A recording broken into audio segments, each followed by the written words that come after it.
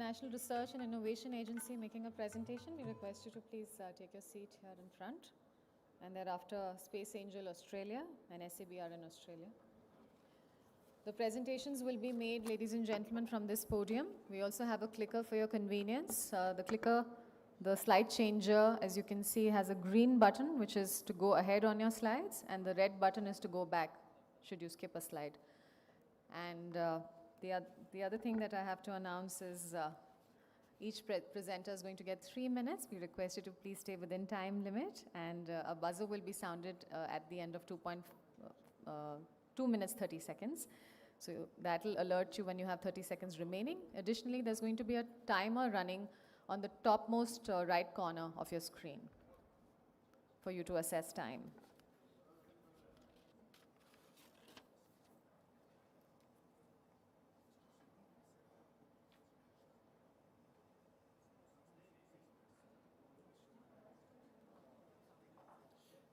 Excuse me, just to be sure, I'm from Dassault Aviation. Do you have the slides here on The slides are going to be with the console, but I'll so they have it. I'm sure they'll have it. If you've submitted them, they'll have it. Okay. You've already given them, right? Because yours is the fourth one. Okay. I mean, this sixth actually, because first we have industry bodies. Okay.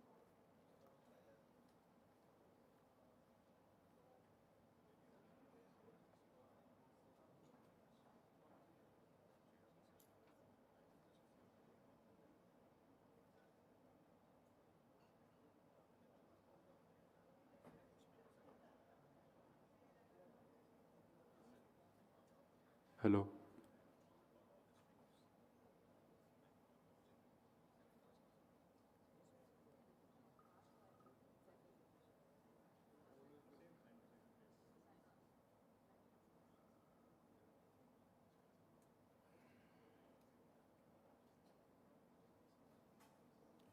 Ladies and gentlemen, we are now starting with the Space Business Connect session.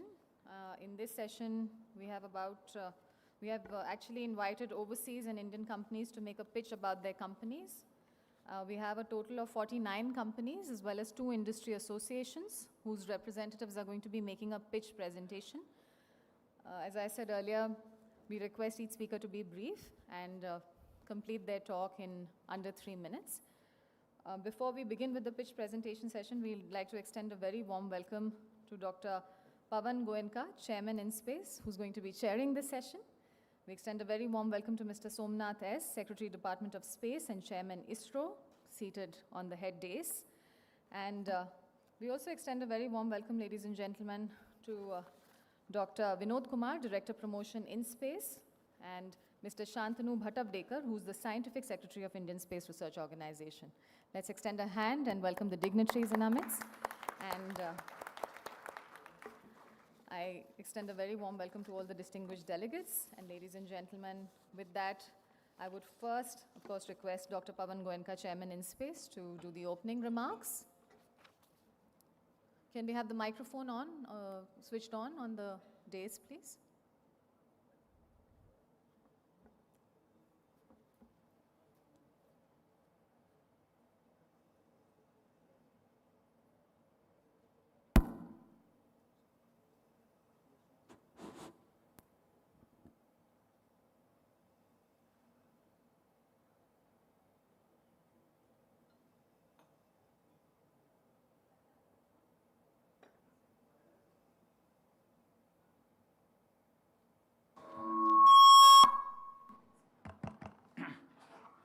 Good afternoon, everyone.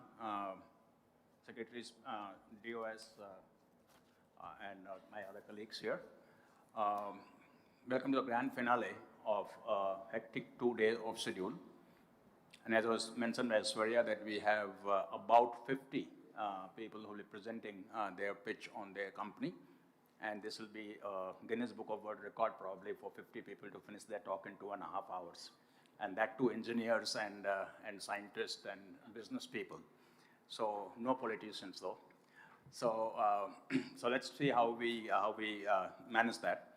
But let me just say it's in a way continuation of what we talked about in the morning, where we talked about what each country is doing, and now we are talking about what some of the companies are doing. We have a very good lineup of companies that will be making the presentations. And I think you will find, as I looked at some of the presentations, that fair amount of work is happening all over the world, something that none of us perhaps have a full view of. And when we go through this impressive presentation, we will really realize that private sector has come of age when it comes to the space sector. I'm going to request my colleague, Dr. Vinod Kumar, who is Promotion Director in space, to make an opening statement, and then we will start the presentations. Thank you, sir. Respected Sri Somnathji, Secretary Department of Space, and Dr. Pawan Goenka, Chairman in Space.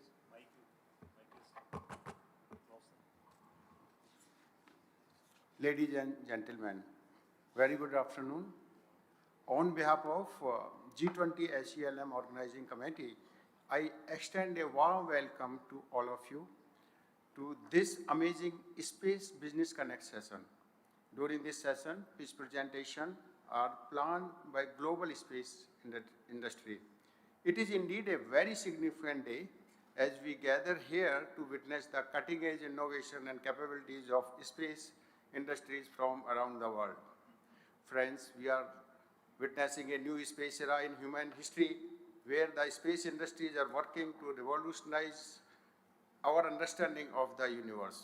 I am honored to be here before you all as we embark on this journey that we shape the future of space explorations. It is truly inspiring to witness the incredible growth and potential of the global and Indian space industry. The blossoming Indian space industry has garnered worldwide attention and admiration in recent times.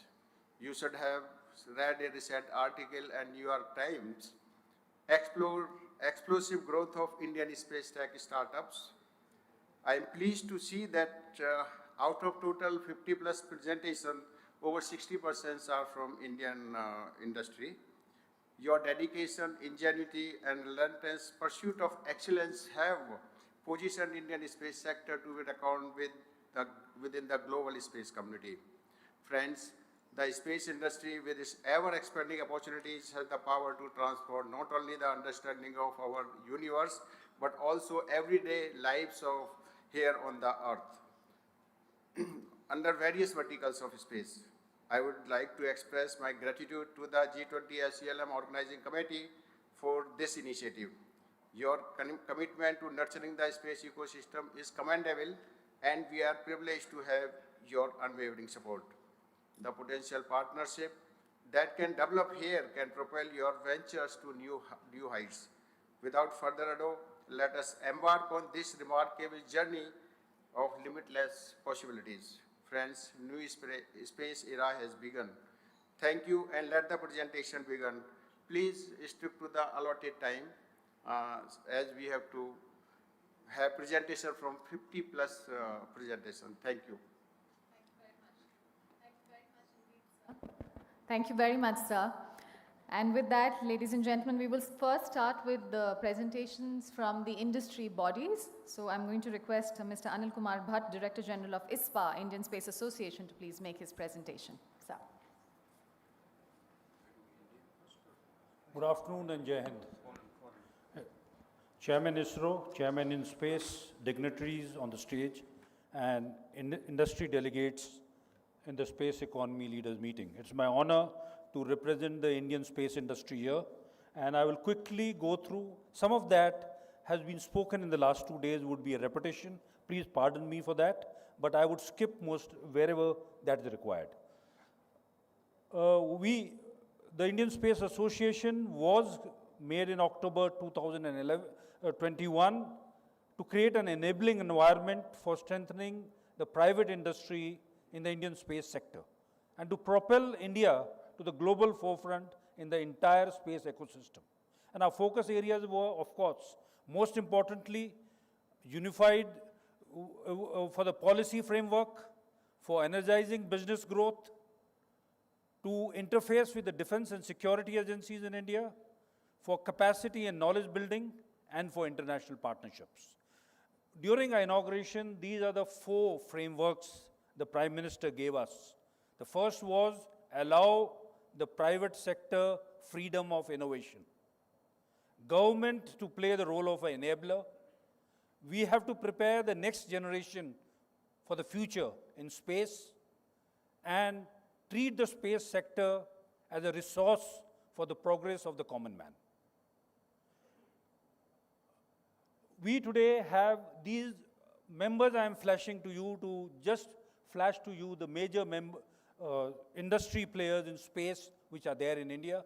7 of our founding members, 9 of our core members, all of these have been suppliers of components or vendors to ISRO.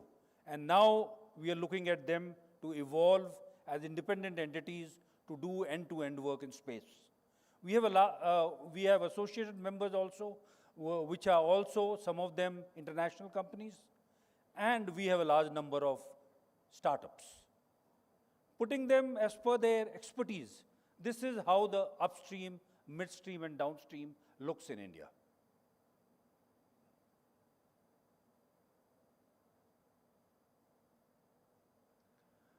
This slide was flashed yesterday by the chairman of InSpace. What I wanted to add is from September last year, when the draft telecommunication policy was taken out, and thereafter the draft geospatial policy, and in April this year, the release of the space policy, these have been very important events in the growth of the Indian space sector. And we are awaiting the FDI policy, which we are hopeful will be coming very soon. Notwithstanding that, activities by our industry members have already started in India. This is how the startups have grown today, with a total about 148 which are there recorded, and much more who have registered themselves with InSpace. The chairman ISRO, in one of his talks 6 months back, coined a new word called the National Space Enterprise of India. And what he said was, beyond ISRO, now it is NSIL, InSpace, the entire Indian Space Association, and the entire Indian space industry, that includes startups and academia. And all these, which form the space enterprise, would lead India's future space journey. Of course, many of our industry members will be supported and handheld by ISRO, which has a legacy of more than 60 years.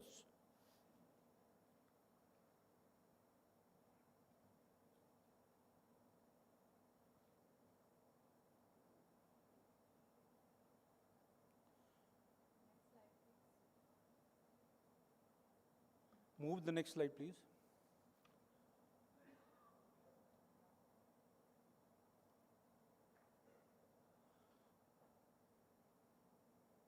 We have had a very positive indication even before the government had announced the policy in 2020, and this is the kind of investment which our startups received in India.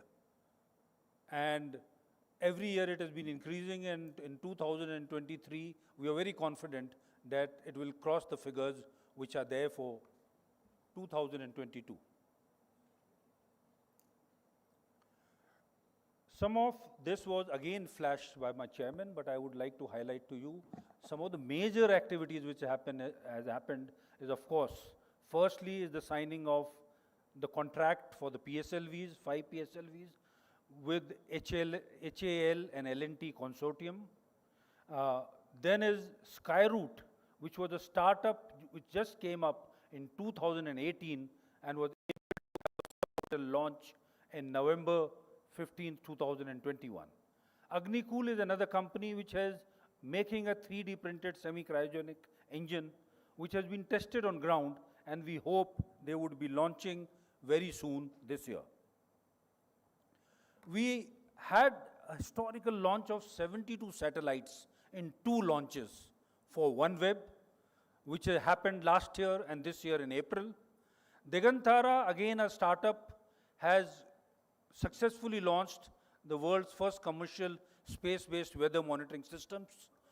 Pixel has been able to launch 3 satellites and has also got a contract from NRO in USA. Dhruva has launched 2 nano satellites, while Nelco and Telesat are successfully have had a demo on LEO in India. Ajista, just in June, on 10th June, has launched their first satellite. These are just some of the many successes we have had in the last 1 year after the new policy was announced. And in all this, hand-holding by ISRO and support from InSpace has been a very, very major and important factor in the growth of our private sector. These are the other activities which have happened. I'll not go through each one of them. We also got a very policy which I mentioned in April, which gives an opportunity to NGEs to do everything possible, be it in communication, remote sensing, navigation, and in all domains, including space mining and extraterrestrial activities. A lot of faith which has been put in non-government entities by the government, and I'm very sure that our industry will live up to these expectations.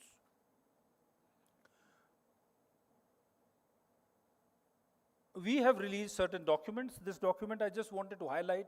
We had got, with E&Y, we had got a study done last year on what is the overall Indian space economy compared to the world one, and the figures by their prediction by 2025, we would have an economy of about 13 billion. In various segments, the figures are given there. Of course, launch vehicles would be the least, about 1 billion. This is what the division of the sectors and the likely percentages growth which are likely to happen in satellite manufacture, launch services, ground segments, and satellite services. The largest growth, of course, would be in the launch services. We have also done a study. We had a meeting along with US and IIT Madras, where we were looking at the association of all space entrepreneurs in the Indo-Pacific. We all met there and we agreed that we would be making an association for all of us being together. On the aspect of space technology parks, many of our states in India have been moving in it. Kerala, Gujarat, Trivandrum, where at one spot they are providing all the opportunities for our space industry companies and especially the startups. We in ISPA carry out 2 conclaves. One is the Indian Space Conclave, which we started last year, and we had the minister and chairman ISRO there to support us, and a defense space symposium where we looked into what all the defense forces would require, all the 3 services, and we have been able to get 75 defense challenges for the industry from the Ministry of Defense. We would be having the next conclave from 4th to 6th October this year, and we would welcome all of you for that. I finish here. Thank you. Jai Hind.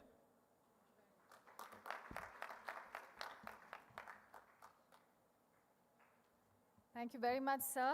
And with that, we would once again reiterate the time limit. We have to stick to 3 minutes. Now I'd request Mr. Sanjay Kumar, President, Geospatial World, to kindly make his address. Thank you very much and very good afternoon. Thank you to Dr. Somnath and Dr. Pawan for giving us this opportunity to talk about. I will be talking on behalf of the global geospatial community, a community which is more on to the downstream applications of space infrastructure, and my title would be more about space infrastructure and geospatial value for the world economy and society. Looking at what's happening around us is a lot of change which is on the rise is climate change, disasters, wasteland, or inflation. And the consequence of that is depleting agrofields, water scarcity, depleting natural resources, flora and fauna, and very important, depleting wealth of the nations. Especially in the last 3-4 years, a lot of wealth has gone away from us. So how do we deal with this situation? It's all about resilience, and resilience of all kinds, be it economic, be it social, be it environmental, be it infrastructure, cultural, or human, diversity, equity. These are the kind of resilience the transition is going on currently around us. So what is the role of space and geospatial infrastructure in that? Geospatial infrastructure and space help you measure, model, monitor, and manage what? And the output is in the form of productivity. It does help you increase productivity, efficiency, transparency, and compliance. And these are very important topics. And actually, when you talk about sustainability of everything, the compliance and transparency are equally important tool of sustainability of everything. And that's where the use of technology for productivity and efficiency is what leads to the economic growth, what leads to the sustainability of everything. Looking at geospace, the foundation of the digital economy. Geospace is actually the foundation. Today, we live in a digital age, and everything is dependent on geospatial technology and space infrastructure. What we help to do is describe the problem, diagnose the problem, predict the solutions, and then prescribe how to address that. This is the kind of workflow cycle we have to find hindsight, insight, and foresight. And that is how the economy is growing. That is how the businesses are using this technology across huge enterprises. You just say so many businesses are just dependent on the power of location, power of GNSS. PNT is inside every digital device of this world. And if the PNT is messed up, all of us are messed up. I'm telling about the economic impact. And what is that impact happening around us is that impact is transitioning our industry as a whole. The industry which was seen as a technology, the industry which was seen as a laboratory or a government function is an industry. So now you don't hesitate in saying that space is an industry or a geospatial is an industry in itself. And that is the kind of transaction taking place. And why this market map talks about is the fact that we have GIS and analytics, Earth observation, GNSS and positioning, frontier technologies, infrastructure modeling, solutions and system integrators, and the new kid on the block is the consulting firms. I can share these slides. I know it is not visible, but that is how the global geospatial and space market is organized. And look at the kind of companies, how they are playing into different parts of the role, and that's what we make a solution. And this slide, it talks about the $202 billion of investment in the last 3 years around geospatial and space. I heard about $100 billion investment, which has been said by various speakers in this summit. But where does other $102 billion comes in? That other $102 billion comes in actually from the location and geospatial investments. Host of investments is going on across the location companies, across the 3D modeling companies, across the indoor GIS companies, across the every aspect of living where we are making use of this technology. This industry is actually growing nowhere less than 17 to 20% CAGR every year. Just depends how do you want to define, how do you want to scope it up. That is what is the scope and definition is what makes you believe or not believe, or rather further believe. So global geospatial industry market currently is about $512 billion, out of which this includes GNSS and Earth observation as well. And let me tell you that 65 to 70% of this market is driven out of GNSS and Earth observation. And GNSS is almost 55% of that model. We give a lot of emphasis on Earth observation, but if you look at the actual uses of the space technology for the citizens or the consumers or the businesses or the security, GNSS is the driving force. GNSS is the driving force, I want to tell you. And this is growing at the stage of about 14%. I have a caveat to share. When somebody says that, geospatial space economy is about $1 trillion going to be in 2030, I actually disagree. Space economy right now is already $1.7 trillion. But depends on how do you want to define that. Do you take all the applications, which is Uber or Airbnb or Zomato or all those applications and their business values, do you take them into account as part of your economy? Yes. 35 billion deliveries have taken place in India in last 1 year. 35 billion deliveries means what? Every delivery is based on the location. Every delivery is based on the indoor map. Every delivery is based on the 3D modeling. That's what it is. And this is a published figure. We have just a detailed exercise on this, and you have no hesitation in saying that this data is very, very correct. And the economic impact. Today itself, $7.5 trillion of economic impact. We as a profession, as a holistic profession, we make a $7.5 trillion economic impact. I'll just take 1 more minute or 30 seconds to say that why it is important that we actually talk about safety, sovereignty, and trade of space infrastructure. We heard about sustainability of space. We heard about the threats around that. If safety, sovereignty, and trade of space is not taken into account now, all this will be reversed. One bad actor, I already have seen, couple of bad actors can take it so backward that we all would be starting living into an age which we were about 20 years back. Thank you very much.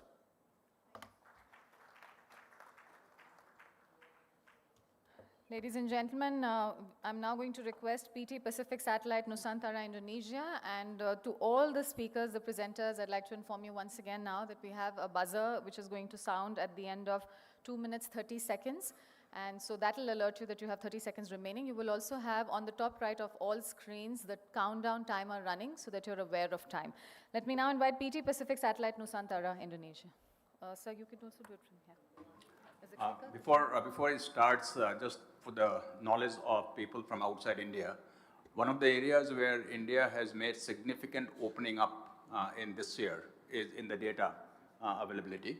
Geospatial policy was launched earlier the year, and space policy, and both have now made the space data very easily accessible to anyone and everyone. And there's no approval required of any kind for data below 30 centimeter resolution, or data less than 30 centimeter resolution. Thank you very much for ladies and gentlemen for the time and for the head of delegation. We are from Pacific Satellite Nusantara. We are a private company in Indonesia. Actually is number 2 for satellite. Usually the number 1 is PT Telkom, is state-owned. But we are growing step by step. Okay, next one. Oh, sorry. So we already 32 years. 1991, PSN is being as a startup at that time. Then we are operating for the beginning as a incline orbit satellite because we don't have money. So we are, but we try to giving solution in the rural area with the motorized antenna and everything's underdeveloped by ourselves to make it incline as a business. And then the second, in 2000, we are together with Lockheed Martin is become MSS, Mobile Satellite Services, at that time as for L-band. And then 2009, we are one of the biggest become cellular backhaul for the GSM using satellite, at that time still using C-band.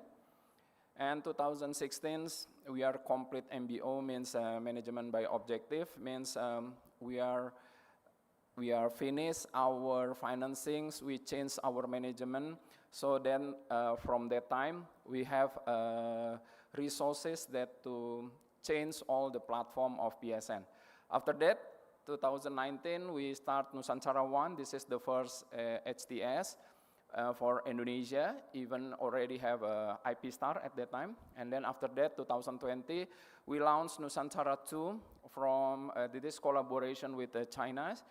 2019 is collaboration with SSL from US, thank you.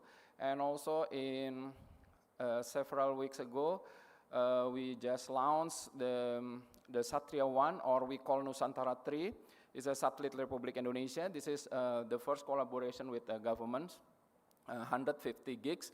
And then the next, we hope the second largest, 160 gigabits per second with Boeing. Okay, next. Oh, sorry. Back. This is our constellation. Nusantara 1, Nusantara 2, Nusantara 3, and Nusantara 5. And we hope, but Nusantara 2 is failed because of rocket. And then we hope by this year, our capacity will be 300 gigabit per second. And we are still designing another satellite. Our target by 2 years more is like 600 gigabit per second. This is our payload and capacity. Okay, enough, I think. Okay, finish. Basically, we are changed it to KA band from C band from KU. Then we changed because the capacity not enough anymore. And then because I'm a head Secretary General for Satellite Association in Indonesia, Indonesia is growing like 65% only for the satellite. So satellite industry in Indonesia is a very high increase. Thank you very much. Thank you very much, sir, for staying close to your time limit. Ladies and gentlemen, since we have over 50 presentations, I request you to please stick to time limits. We have to complete all the presentations. And I'm now going to request from Space Angel Australia, Mr. Ram Kuppuswamy, to join us on the podium. Also, I request all the industry body members, people at the back, to take front seats. The front seats are empty. We will take the country placards away very shortly, but we can always invite you to come and take these front seats. Sir, this is your clicker. The green button is for ahead and the red for the... Good afternoon, ladies and gentlemen. Chairman of ISRO, Chairman in Space. I'd like to keep the presentation light. I know it's after lunch. Our project from Space Angel is the Australian Space Super Corridor. We are proud to build the world's first green space ports. Our focus is to provide rapid rocket launches at a low cost from the green space port. The vision is to will be built together as a public-private partnership with the Western Australian government as well as the federal government in regards to providing access to space. Our project is currently listed on the WA Western Australian Investment government website at the moment, and you can get more information from that. The way we see our supply chain as well as collaboration, close collaboration with India is very much how this looks like.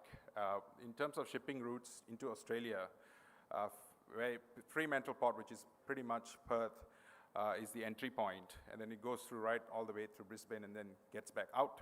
The last exit point is through Western Australia itself. So in terms of supply chain is really, really strong. And that's essentially where the southern polar launch location is, and soon we'll be getting an equatorial launch site as well. In terms of the value proposition in regards to the area, if you look at the area, we have about 450 square kilometers of launch site capacity and capability. The airspace is very clear. There's no marine parks at the moment. And in terms of launch aspects, cadence, and trajectories, it's between 51 and 120 degrees for polar. This is specifically for polar. And we can even launch in terms of across the continent, because in terms of population, there's really a very low population at the moment. And so why Australian Space Super Corridor? Key aspects is like a real estate agent, location, location, location, low impact on commercial aviation, low impact on launching and landing anomalies, retrieval opportunities is some of the areas that we're looking at. Environmental and social impacts are very, very important. ESG, we've got certification as a process that we will be going through in terms of ESG certifications for the green space ports. Strong federal and state support. The state government is very, very much driving behind this, and essentially to provide a low cost and high impact, economic impact to the world, to the region, and there's a lot of federal and state funding available, including private funding going on at the moment. Thank you very much. Appreciate it. Thank you very much, sir. And before I invite the next speaker, I'm going to invite the next 5 to come and sit closer to the podium. Dassault Aviation, France. So from Dassault Aviation, I request the delegate to, esteemed delegate to please join us here. The Exploration Company, we already have our delegate here. Imeria, France. Share My Space, France. And Leonardo, Italy. And with that, I now request Dr. Abhilash Chandra, SEBR in Australia, to please make his presentation. Thank you. And namaskar, everyone. Dr. Somnath, Chairman of ISRO, Dr. Goenka, Chairman of InSpace. I'd like to thank you for inviting me here to be part of G20. Past 24 hours have been amazing, and I really want to thank everybody for that incredible experience. My background, my name is Abhilash Chandra. I'm Indian by descent, 3 generations removed from India, but India is still in my heart. I live in Australia now, so I've got the best of both worlds. I'm a little bit different to most people here. I'm a practicing vascular general and military surgeon. This is my 23rd year of service in the Australian Army. I've been an infantry soldier, medical officer, and now I'm the senior medical officer for 9th Brigade. I'm also an academic, so industry professor at UniSA and Future Industries Institute. And I'm also the founder and managing director of the Sabrin Group of companies. This background gives me a great opportunity to try and help deliver better healthcare to those who are in the world who need it the most. As we all know, 50% or more of the global population do not have access to adequate healthcare. The top left picture on this slide shows how the distribution of healthcare is globally. The darker areas are areas that do not have enough access to healthcare. So at this point, I'd made it my purpose to try and bring better healthcare faster to all the people who really need it. I've been developing the Sabrin eLife Pod. Basically, it's a transportable life sustainment pod that can provide an integrated emergency ICU and operating theatre capability. It can be transported by land, air, space, including the littoral zone, by a variety of different vehicles, which includes trucks, trains, planes, helicopters, amphibious vehicles, and boats. And when we look at starting to colonize extraterrestrial environments like lunar surface and Mars surface, I want to try and have the eLife Pod also providing the best healthcare for our people on extraterrestrial environments. So the eLife Pod is designed to have better diagnostic, better monitoring, and better treatment capabilities. It'll start off with ultrasound and X-ray. Future generations will have CT scanners. It'll have capability of managing airways, transfusing blood, and performing surgery. It'll have advanced telehealth capability, and it'll be built according to the United Nations Sustainability Development Goals. I want to work with India to try and build this eLife Pod. My goal is to try and get the eLife Pod to not only be useful for the Gaganyaan projects in the future, but also try and provide better healthcare for India and the world's poorest as soon as possible, being in line with the one Earth, one family, one future. These are my contact details. Please feel free to contact me with any questions or queries. Thank you very much. Thank you very much, sir. May I invite Dassault Aviation France, Mr. Philippe Da Silva. So good afternoon. Okay, and thank you for this opportunity to be with you today. I represent Dassault Aviation, a French company, leader and pioneer in the aerospace industry, both in military and in commercial sectors. And we have in this domain a very long history of cooperation with India. In the space sector, we are primarily focused on the design of reusable space planes and lifting bodies, which are at the crossroad of aeronautics and space, and which can benefit the most from mature aeronautical technologies, And we have been involved in many spacecraft projects since the 60s, ESA programs, NASA program also. And in all these programs, we have always been committed to apply our proven technical aeronautic skills, making Dassault Aviation a unique player in the space sector. So we believe in synergies between space and aviation, and we believe these synergies will become increasingly strong, particularly to meet the growing needs of the commercial sectors. Many of today's space sector challenges are indeed those that aeronautics sector was able to address yesterday. That is what we did over this last century. I'm talking about reactivity, reusability, flexibility, reliability, and of course safety. And we believe that such vehicles, such space planes, is a smart and relevant solution to address these challenges. So space planes are indeed a missing asset of the global space chain value.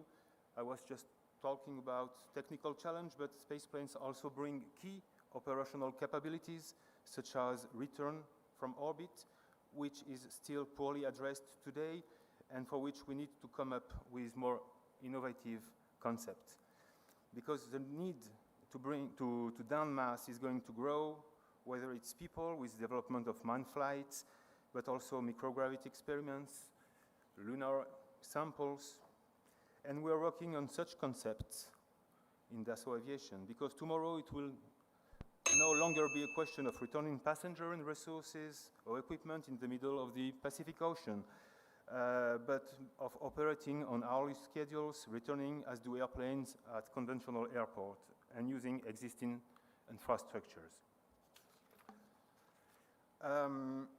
So these are some examples of all the capabilities that can address such orbital space plane. I won't go, we don't have time, but it's transport, cargo transportations, manned flights, and in-service orbit, and a lot of applications. Regarding our skills are a continuation of aviation technologies. We are above all a global architect and system integrator, mastering all the key technological skills for design, development, testing, production, certification, support of complex air system. And we have extended these key aeronautical skills to the space domain as an extension of the flight domain, faster and higher. As conclusion, I will say that over the past 10 years, the global space sector has undergone an unprecedented transformation and expansion, and as a player in aerospace innovation for over a century, Dassault sees this transformation as a great opportunity. An opportunity to meet new challenges, to make space more accessible, more responsive, more safe, more reliable, and also less expensive. And we are convinced that we have much to contribute to this transformation, and we seize a real opportunity to develop fruitful cooperations. Thank you very much. Thank you very much, sir. We have next the Exploration Company France, Ms. Helen Huby.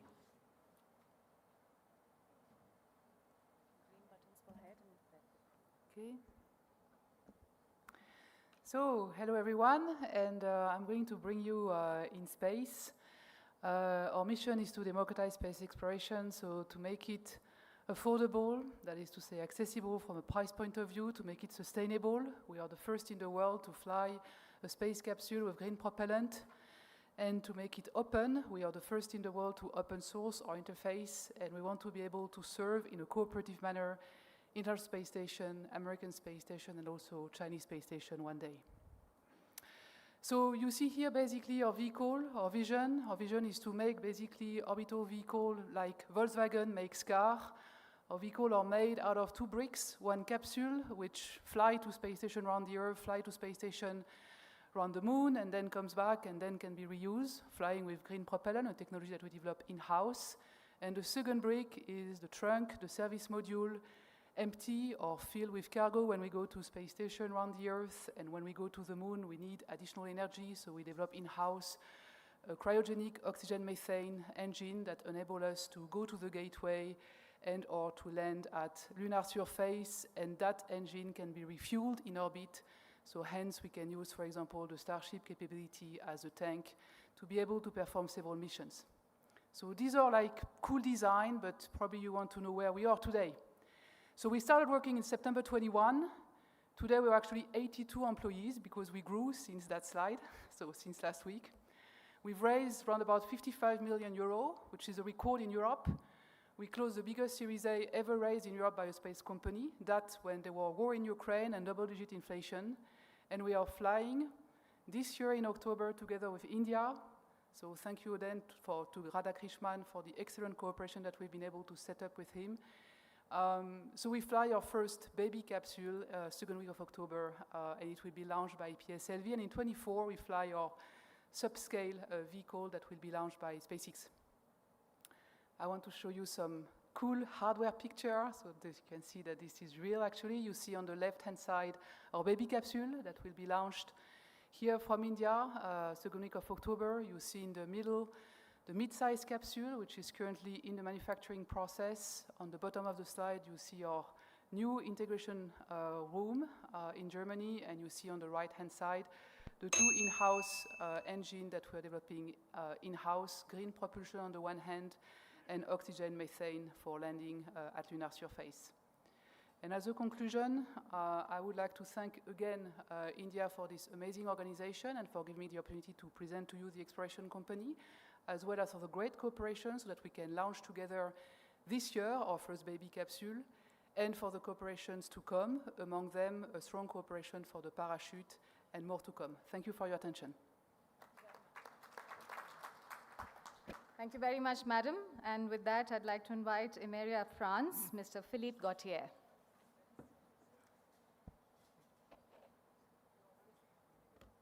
Good afternoon, everybody. And thank you very much to give us the opportunity with my colleagues to present our industry. I hope I will survive to the buzzer torture.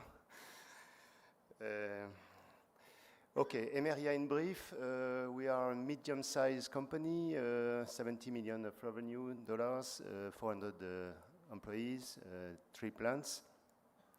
And to summarize, we have 3 lines of products for space, but not only space, for sky also. Satellites, we design and make small satellites, balloons, and also we have a product line of equipments to make trajectography. Please, next. Oh, yes, I have the, I did not understand, excuse me. Up. Okay, fine. We propose small sats. Small sat means satellites which are under 100 kilograms and which address, I would say, 3 market segments. One is connectivity, mainly IoT. We are providing the satellites for a constellation called Kineis in particular. One product line is for Earth observation. And the third one, up to now, is only dedicated to defense application, is for space surveillance, and we are manufacturing right now 2 satellites for the French MOD to be in a geo-orbital orbit. And the purpose of those satellites is going to protect the key assets that the forces have in a geo-orbit. We have also under development a vehicle to take care about transportation of satellites up to geo-orbit. About the balloons. Balloons are systems now which are becoming again, I would say, fashionable. But just focus on the one category of balloons, which are stratospheric balloons. We are developing a maneuvering balloon, which is going to be able to stay at something like 20 kilometers of altitude during 6 months, and to stay stable in regards of the ground, so that there will be a lot of applications, Earth observation, telco, and so on, and it will be available in next year, in fact. And I wanted also to be brief to talk about our last baby. We are also investor. We are trying to move also downstreams for space application, and it has been well said in the presentation before that the business is much growing in that arena.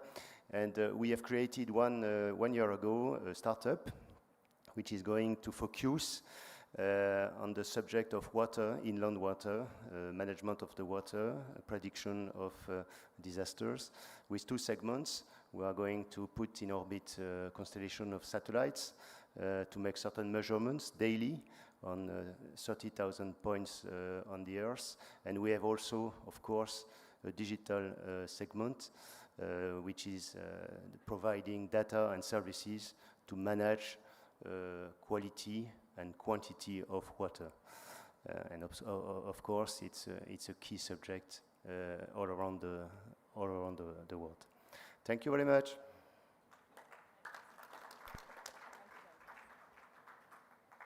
Thank you very much, sir. And the esteemed delegate from Share My Space, France, Mr. Romain. Thank you.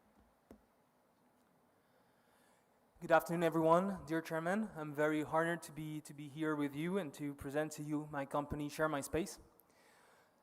So we are a French-based company with a global ambition, and we work in the field of space surveillance and space operations safety and security.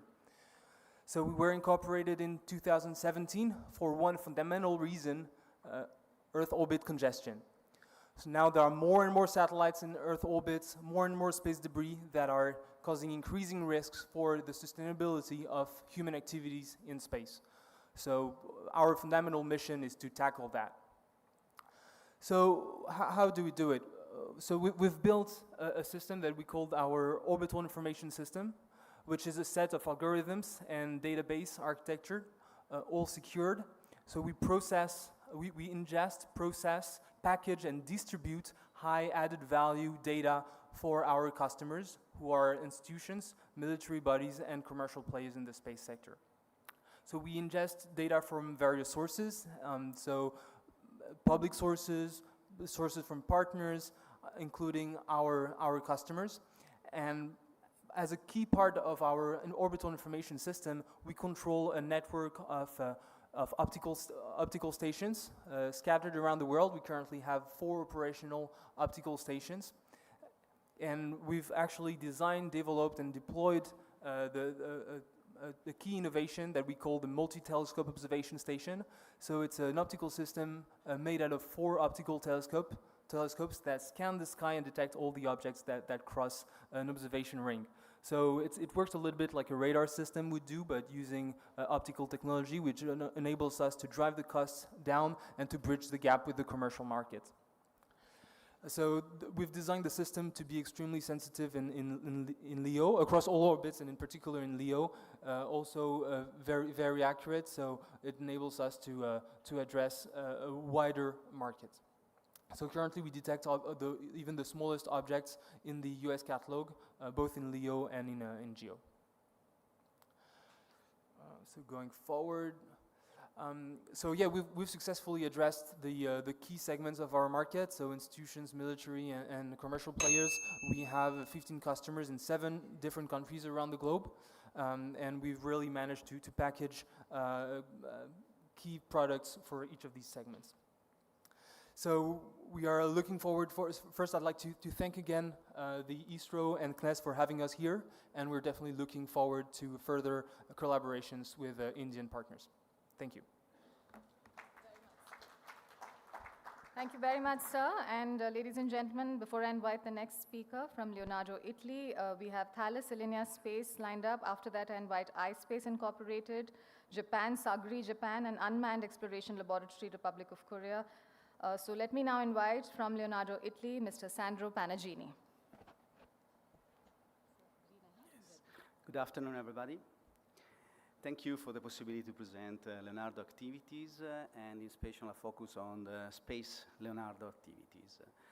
As you know, Leonardo is a global company that develops multi-domain operational capabilities in the aerospace, defense, and security sector with an integrated offer of high technology solution for military and civil application. 4 business sectors are managed by Leonardo. One is the helicopters through direct resources like the helicopter division and several cooperation and joint ventures. Another is aeronautics, then defense, electronics and security, and space. Space is, Leonardo is acting as with direct resources, providing activities, but through also the Telespazio, the joint venture with Telespazio, which is for the 70% owned by Leonardo, and Thales Alenia Spaces, which is owned of the 33% of the share, and also Avio for the launcher. So you can see that there is cover all the completely chain value of the industry space. It's worthwhile to mention that the 30% of share of Leonardo is owned by Italian Ministry of Economy and Finance, while the other is on retail market through institutional investor and on the market. 90% of the institutional float is international. Space. Leonardo covers the entire value chain of the space industry, from the manufacture of satellites and orbiting infrastructure to the production of high-tech equipment and sensor, in addition to developing a new space application and in management of satellite services up to propulsion and launching system. Through the joint ventures, Telespazio, satellite services for the design, development, launch, and in-orbit controlling space systems, and services and application for Earth observation. Through Thales Alenia Space, satellite system for telecommunication, navigation, Earth observation, probes and rovers for space exploration, and multifunction orbiting modules. Directly, with ordinary resources, Leonardo provides instruments and equipment. Instruments, electro-optical instrument and hyperspectral payloads, laser transmitter and robotic system for space exploration and the study of our planet. And as equipment, photovoltaic panels, atomic clocks, attitude sensor, power distribution system, and orbital micropropulsion. Just to give you an idea where the equipment and the instruments of Leonardo are in the solar system, we are far of the solar system up to close our system. Just to pick up two information or two of these missions. One old, that is New Horizon, for example, launched in 2006, in which the Star Trekker developer, manufacturer developed by Leonardo, owned the proper engagement to the planet and the proper flyby to Plato's planet. While one of the most recent is JUICE mission, in which Leonardo provide the PVA for the power of the craft. We are speaking about 85 square meters of PVAs, the biggest for exploration ever built till now. And two important instruments, one high resolution camera and a spectrometer in the visible and infrared spectrum. So those are the capabilities of Leonardo, that is provide a wide range of high reliable solution for Earth observation, science, planetary exploration, navigation and telecommunication program, based on a long-standing collaboration with Italian Space Agency and the European Space Agency. Thank you very much.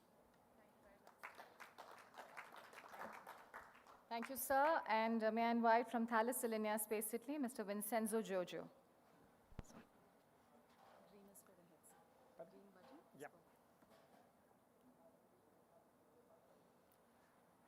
Good afternoon, and again, thank you for giving me the possibility to show up what Thales Alenia Space does in space. I could simply start with the statement that says that we do everything but launcher, meaning space infrastructure, telecommunication, Earth observation, science, exploration, and navigation. And in this picture, you can actually see all the orbits and all the products that, by the way, are very well flight proven since the last 40 years. So you see at the list of the chart, the Mars, where we have an orbiting system there waiting for the rover to go. Our motto is space to, meaning that space to observe, space to defend, space to explore, and so on. So that's the way we divide our disciplines. Let's start with space to observe and navigate.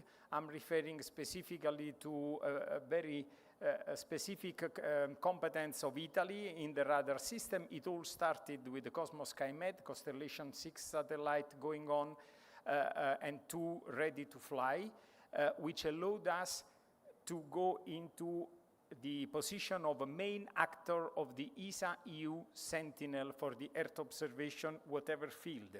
I mean, a radar, hyperspectral, as well as optical observation. We have now developed, and we are under a contract to fly Constellation for the high-resolution radar systems. The reason behind that is the increase time revisit that is very much required by the customers. Satellite ranging in the weight average of 200 kilograms and in a Constellation mode. Going to navigation, we are building the second generation of the Galileo system in Europe. Then Earth to explore, space to explore.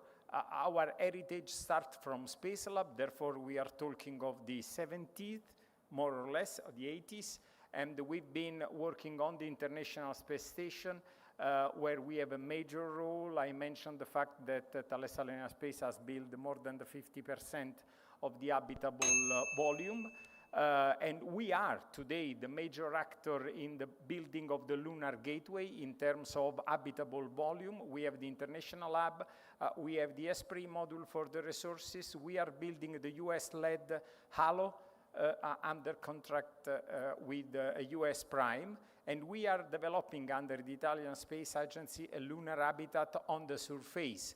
We are also participating to the commercial LEO development with a number of actors.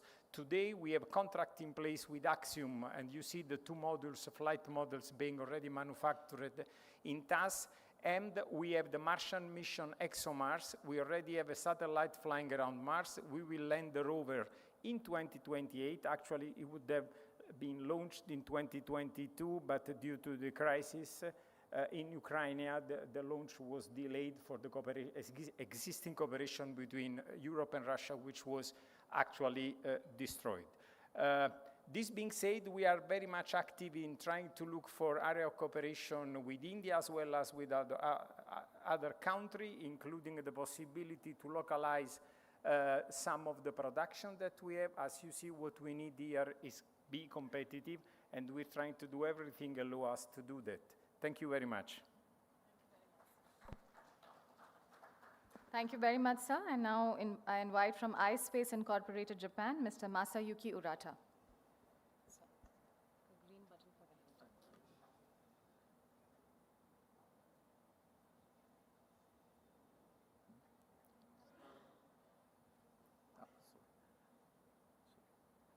Good afternoon, everybody. My name is Masayuki Urata, Sales Officer of iSpace Japan. Today, I would like to give a presentation about our company and our recent mission, and also about our future missions. But before that, so I would like to mention that the keyword is, let's go to the moon together. So this is overview of our company, iSpace. So we were established in 2010 with a long-term vision, Moon Valley 2040. Currently, we have employees with 200 people from over 25 countries located in Japan, USA, and Europe, Luxembourg. So we are developing lunar lander and lunar rover, and as asset, we have Mission Control Center in Tokyo. And we are providing a payload service. It's a transportation of cargo from the Earth to the moon. The second one is data service. We are providing flight data to the moon and also lunar data. As for the financial achievements, we would like to emphasize that we successfully raised over $200 million before IPO.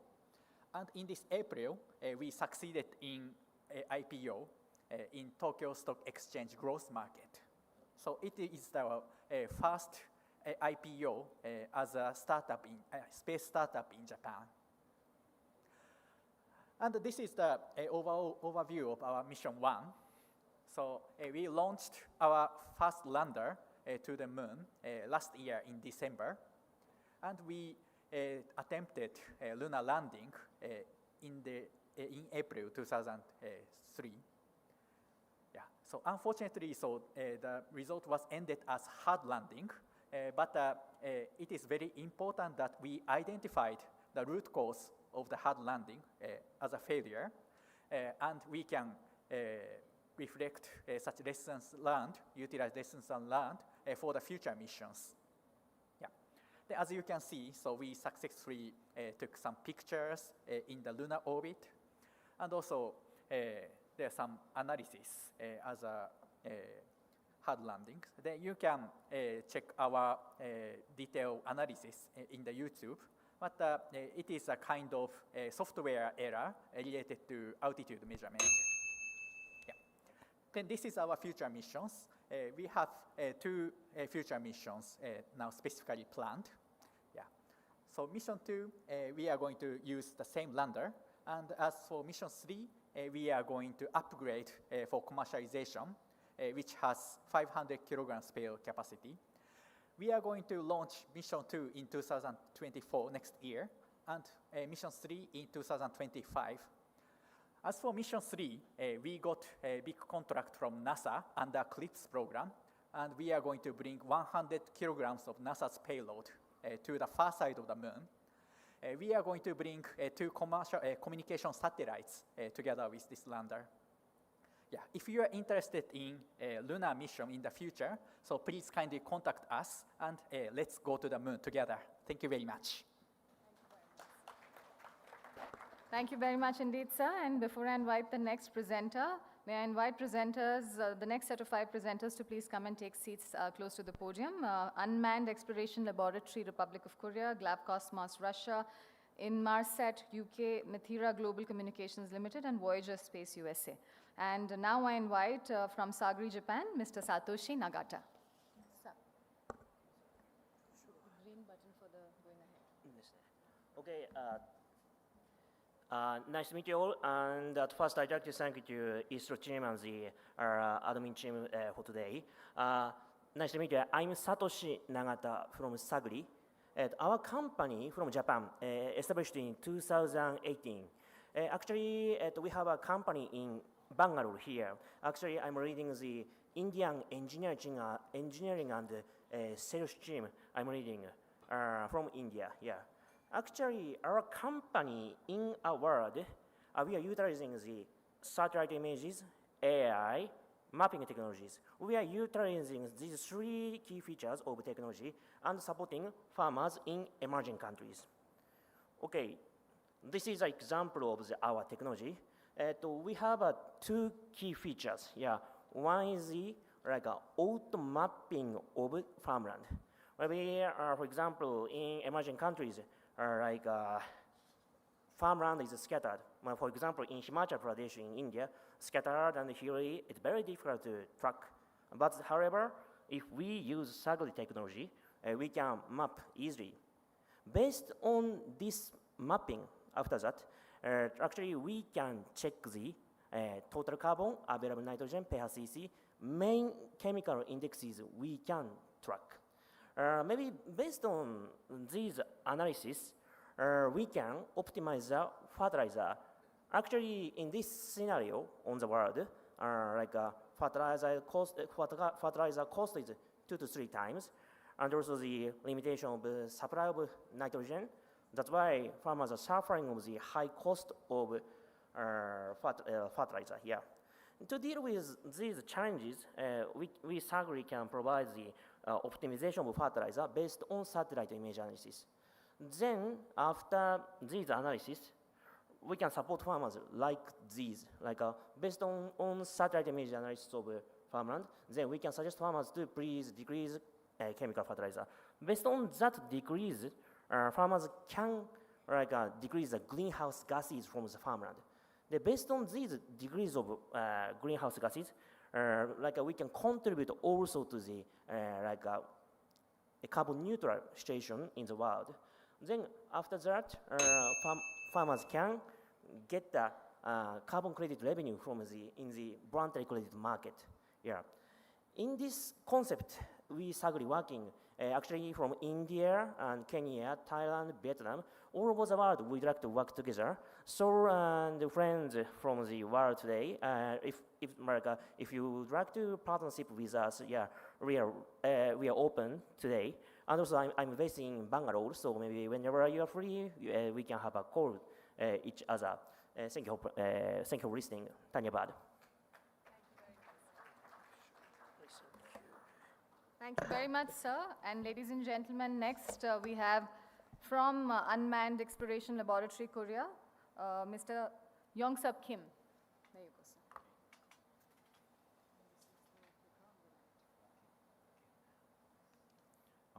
sir. Hello, ladies and gentlemen. I'm Yongsub Kim, project manager at Unmanned Exploration Laboratory. UAL is a South Korean robotics startup specializing in making rovers for space. UAL provides many different robotic platforms for use in exploration. Our catalog includes conventional aerial drones, rovers on ground vehicles, as well as simulation chambers to test lunar equipment.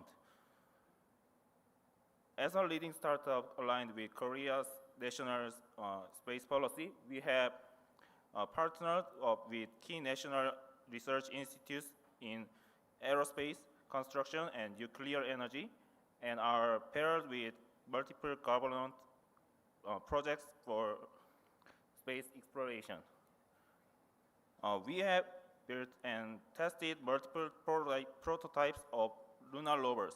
We have small few kilogram two-wheel rovers to large four-wheel rovers with dedicated suspensions and solar panels. We are also experimenting with foldable chassis and fierce technologies that allow our rovers to be packed into small space and be available for more missions. And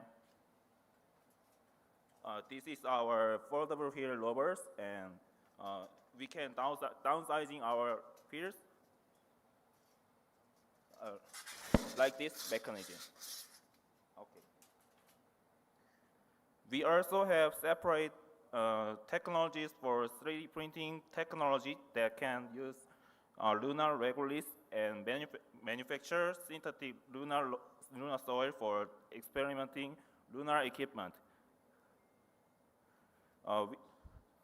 We are going through these projects with various partners, both in the public and private sector. We have institutions with whom we are developing a lot of these foldable structures. These partners are critical for us to gain access to advanced technologies such as new materials testing in their space environment. Our startup is located in both the capital Seoul as well as factory in a nearby city of Ansan. The pride of our facilities is a lunar environment test bed of 10 square meters filled with lunar regolith simulant. Also, we are collaborating with science YouTuber Minani to increase public interest in the space industry in Korea. If you have any questions, feel free to contact us in the email address here. Thank you for hearing my presentation.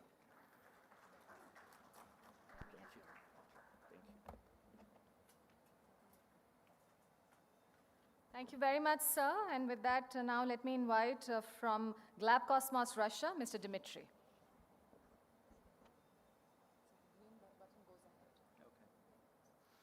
Good afternoon, dear colleagues. I didn't bring any portable demo objects with me as the previous speaker did, but I will try to surprise you and flip my presentation backwards. This is a very complicated chart that just justifies our presence here. All of you know how important all of us are in the space industry for the space economy, and since we are in the Space Economy Forum, I thought it would be necessary to show this. This is a tribute to what the Director General of Roscosmos mentioned yesterday, the future, in fact not the future, but the forming Russian multi-constellation of satellites of different types. Several of them have already been launched. And this is in essence what the business of my company is. Globcosmos is a 100% subsidiary of Roscosmos State Space Corporation. We were founded in 1985, and since then, India was one of our main partners in international space business. In fact, the core business of our company, the most probably important part of it, is providing launch services. In fact, one of the last launches was from the newest Russian spaceport, Vostochny. We organized the launch of 42 piggybacks, 42 secondary payloads. We also propose commercial space flights to the ISS. The next launch opportunity will be in 2025. By the way, speaking about secondary payloads, all opportunities for this year are booked already, but we have every year at least 2 to 3 opportunities to put here payload on a federal Russian launch. Finally, I would like to commend ISRO for the great work it is doing with the private companies. We in Russia, the Russian government is also turning to the private space business, and recently Globcosmos was authorized to tackle interaction with the Russian private companies. So, summarizing, we act as a one-stop shop for the whole Russian space industry. We're facilitating your contacts with a very complicated official, sometimes bureaucracy. That's well known how it happens. So you're most welcome to address us, and let's go to space. Thank you very much.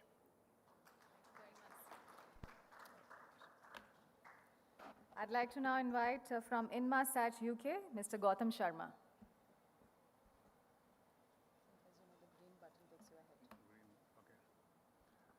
Good afternoon, ladies and gentlemen. Thank you, both the chairmen, for giving me an opportunity to be part of this session. I'm Gautam Sharma, Managing Director of Inmarsat India. And we've been giving mission-critical services to the Indian government for last 2 decades. We've also recently started giving in-flight maritime services to our Indian customers. We have also been recently acquired by Viasat, which makes us one of the largest satellite service provider in the world. The mission of the company is to connect the world, because we believe whenever everyone is connected, the possibilities are limitless. As I said, together, Viasat plus Inmarsat becomes a $4.1 billion revenue company with EBITDA of $1.4 billion. And the enterprise value of Viasat becomes $14.8 billion. We have a constellation of 19 satellites in Ka band, L band, and S band. And in addition to this, we are also planning to launch 10 more satellites, including 2 satellites in HEO orbit to give connectivity in the Arctic region. The market which we will be addressing by 2030 would be $1 trillion market. And we have around 8,000 employees, out of which 300 employees are based out of India. And we also have global offices in almost 90 plus places, including 3 offices in India, which includes Chennai, Hyderabad, and New Delhi. And we have patents of 2,500 plus jointly. The focus of Viasat entity would be on fixed satellite services, giving high throughput broadband connectivity to consumers, strategic government services, as well as mobility services. The key markets would be commercial aviation, business aviation, maritime, space, tactical networking, etc. We also believe the future lies towards broadband and IoT, and that's why the focus would remain on energy, aviation, fixed, government, maritime, and on the IoT side, on tracking and monitoring and analytics.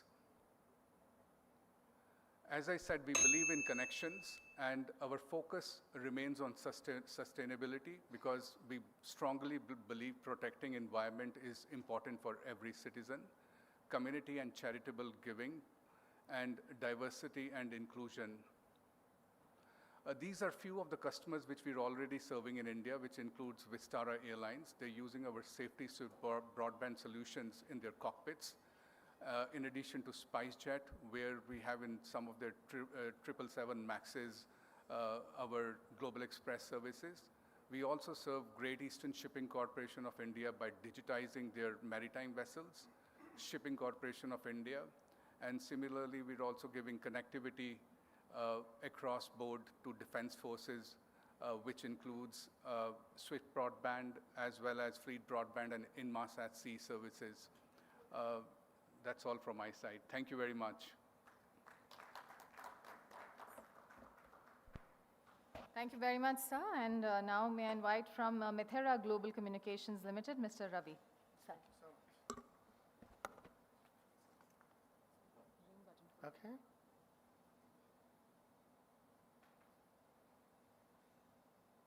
Start working? Okay. Good afternoon, ladies and gentlemen. My name is Ravi Alawadi. I represent Methera Global in South Asia.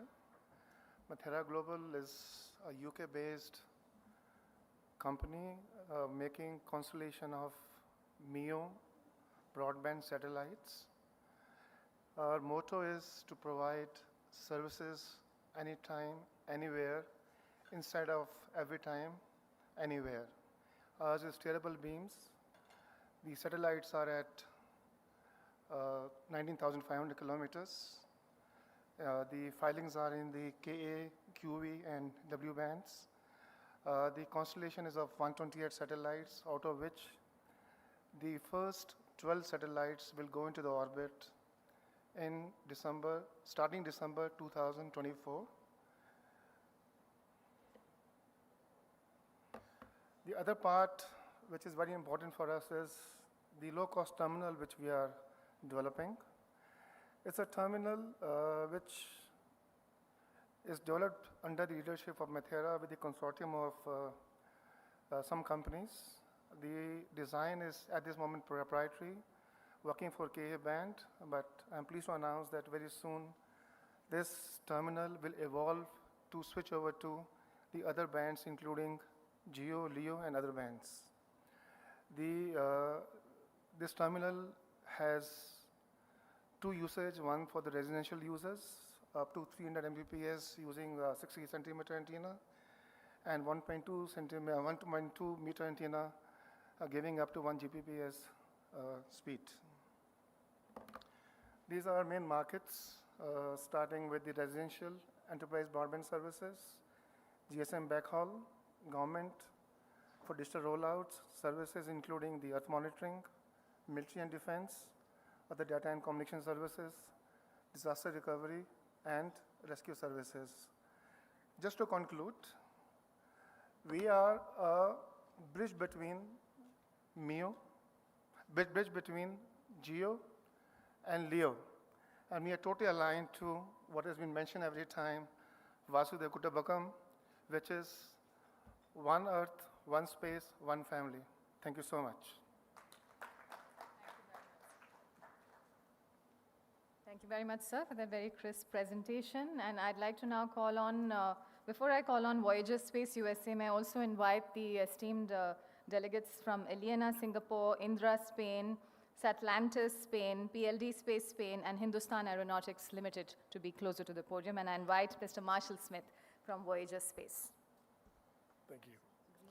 All right, thank you.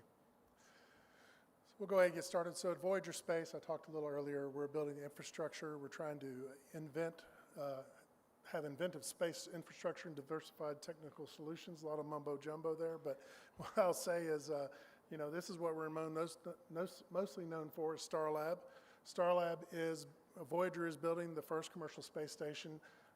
We will launch this all in one single launch. It is a fairly large system. It's about 40% of the ISS pressurized volume.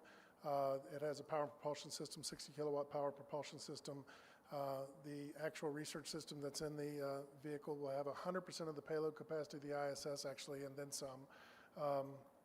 We'll have a robotic arm and a science airlock showing, actually, that's our Bishop airlock that is on the ISS now. And then we'll have an equipment bay behind it where we'll keep most of the equipment. So, you know, this is a very large system, much larger than anything that has been launched in the previous systems as we move forward. We eventually will add on 1 or 2 modules to it, but in the long run, we plan to launch multiple of these stations because we really want to look at the focus of what we're doing. We want stations to be focused on research. We want them to be focused on manufacturing, maybe tourism, other things like that. They all have different needs, different types of customers who really don't play well together. You know, you don't want to be doing advanced microgravity research next to somebody who wants to play their music really loud as they move forward, or doing manufacturing that's dirty. The other things that we do that maybe aren't as well known is we're into orbital servicing and space sustainability, spacecraft communication systems, propulsion systems, both solid and electric systems, Earth and space visualization, ISR, and other advanced solutions. So just really quickly, you know, one of the things we're looking at is how do we recycle upper stages to be used as outposts for Earth observation or other types of research that folks might want to do as we move forward. Airlocks, of course, we do the Bishop airlock now. It's the first commercial real estate that became a perfect permanent addition to the ISS in 2020. We use the Bishop airlock to move it. It's actually very large. It's a little bit, I can stand up inside it, and we put payloads in it and expose them to the vacuum of space as we move forward. We do launch and mission management systems. NanoRacks, one of our companies, has been doing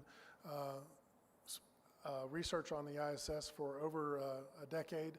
I've launched over 1,500 payloads. We're the largest launcher of payload systems to space with that. Moving on. We're doing orbit servicing and sustainability, refueling systems, those types of things, capture management systems, dog tags, where you can use electropermanent magnets and connect to facilities, connect in space so you can capture them and then either refuel them or remove debris. Communication systems, laser and RF communications. We have been doing RF communications for quite a number of years, as well as laser communications, digital systems, electro-optics, and custom communication systems. As I said, solid electric propulsion systems, and then Earth visualization systems. We have ISR capabilities that we use. And then finally, you know, other solutions that are out there. For example, we're involved with oxygen development on using lunar regolith and other minerals, and how do we go use those, as well as launch pad infrastructures, ground systems, and things like that. So with that, I'll leave it. Thanks.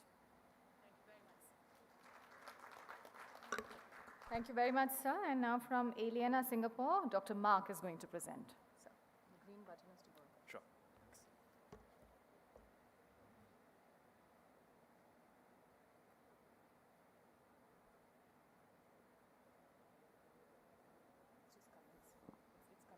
Okay. Oh, so what do we do there? Distinguished delegates, I'm Mark Lim, co-founder and CEO of Aliena. Aliena is a Singapore-based company that aims to provide last-mile mobility solutions for satellites. Aliena is a proud spin-off of Nanyang Technological University, Singapore. We were incorporated in 2018 to seize opportunities presented from the new space renaissance. This includes the improved performance and widespread deployment of small satellites, the observation of satellites operating at lower altitudes, and the shift towards deployment of satellites in small to large constellations. Our core product today is the multi-stage ignition compact Hall thruster, or in short, Music Engine. Music offers cost-effective performance, making it the industry standard for satellite platforms interested in compliance with deorbiting regulations, enabling operations of satellites in constellations, and improvement of satellite performance through operations at very low Earth orbit, VLEO. Just like the melting pot of cultures and innovation in Singapore, Aliena features an international team who have had extended experience working on 7 different international Hall thrusters. We also actively engage in capability development within Singapore by training and mentoring space systems engineers of tomorrow through our internship programs. We have contributed globally through the demonstration of our systems at various laboratories. This includes laboratories at ESA, Stanford, Imperial College London, and Kyushu Institute of Technology in Japan. We have also provided our systems and components to meet some of the frontier R&D needs of numerous research centers pursuing electric propulsion. Now, let me just spend a little bit of time speaking about our missions. We first made waves with the development and deployment of an ultra-low power Hall thruster. This was launched in January 2022 on SpaceX Transporter-3 mission. The system launch is officially the world's lowest power Hall thruster at just 10 watts and offers capability for ignition on demand. The satellite which hosted our system is also the world's smallest satellite to host a Hall effect thruster at just 3U. Our next mission is actually in a couple of weeks' time, and it's an incredible honor for us to be in India now, since the launch will be on the PSLV. In this mission, a 12U satellite will demonstrate our music engine as a multimodal engine alongside other systems built internationally. As an international collaboration managed by Eliana Singapore, this cooperation involved the UK for the provision of the satellite bus, as well as Finland for the resistor-jets paired with our Hall thrusters. We are incredibly proud to be providing our engines to a local consortium made up of academic and industry entities that will be flying a small satellite demonstrator at very low Earth orbits, VLEO. This endeavor aims to characterize the environment at VLEO and demonstrate capabilities for data acquisition in VLEO while compensating for drag using our low-power engines. Finally, we'd like to share that we have made history with a UK consortium earlier this year by demonstrating the world's first Hall thruster to operate on water as a fuel. Eliana provided a critical enabling subsystem for the thruster testbed, and it was demonstrated to operate nominally in Imperial College London and at the European Space Agency's propulsion laboratory just a few months ago. Now, in conclusion, we'd like to take this opportunity at G20 SELM to highlight that we are extremely keen on forging new partnerships internationally. We also like to explore new mechanisms or collaborative opportunities for us to provide our systems and components to sharpen the edge of your missions. I'm confident that we can go far together, and I'm looking forward to making meaningful partnerships on the sidelines of this event. Thank you very much. Thank you very much, sir. And with that, we now go on to Indra, Spain. May I invite Ms. Maria Cristina to kindly make her presentation. And the green button is to go ahead, red to go behind. There's also a video in her slide, so we'll play that video, and whenever you say, they'll play the video.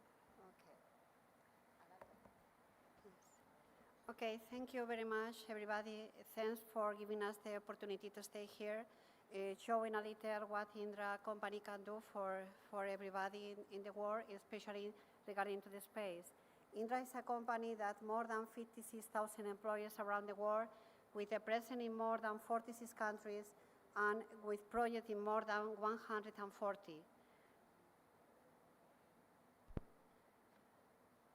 Really, we are starting. Here is the video. Please, could you add? Yeah? No. This one.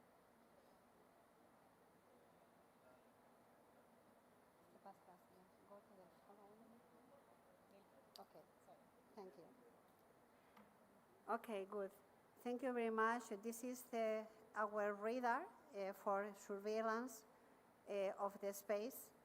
Really, the situation regarding the space and the debris that we are suffering every day more and more, we need to have a clear idea about what is going on. Really, the situation every day is more congested, and we need to know exactly what happened. The space domain awareness is one of the critical areas, and for that, Indra has developed our surveillance radar that with the capability of the coverage of more than 2,000 kilometers, okay, and with very high accuracy in the detections. With this, we can perform a complete catalog about the things that has surrounding us, okay, and we can try to predict what will be the behavior in some extent.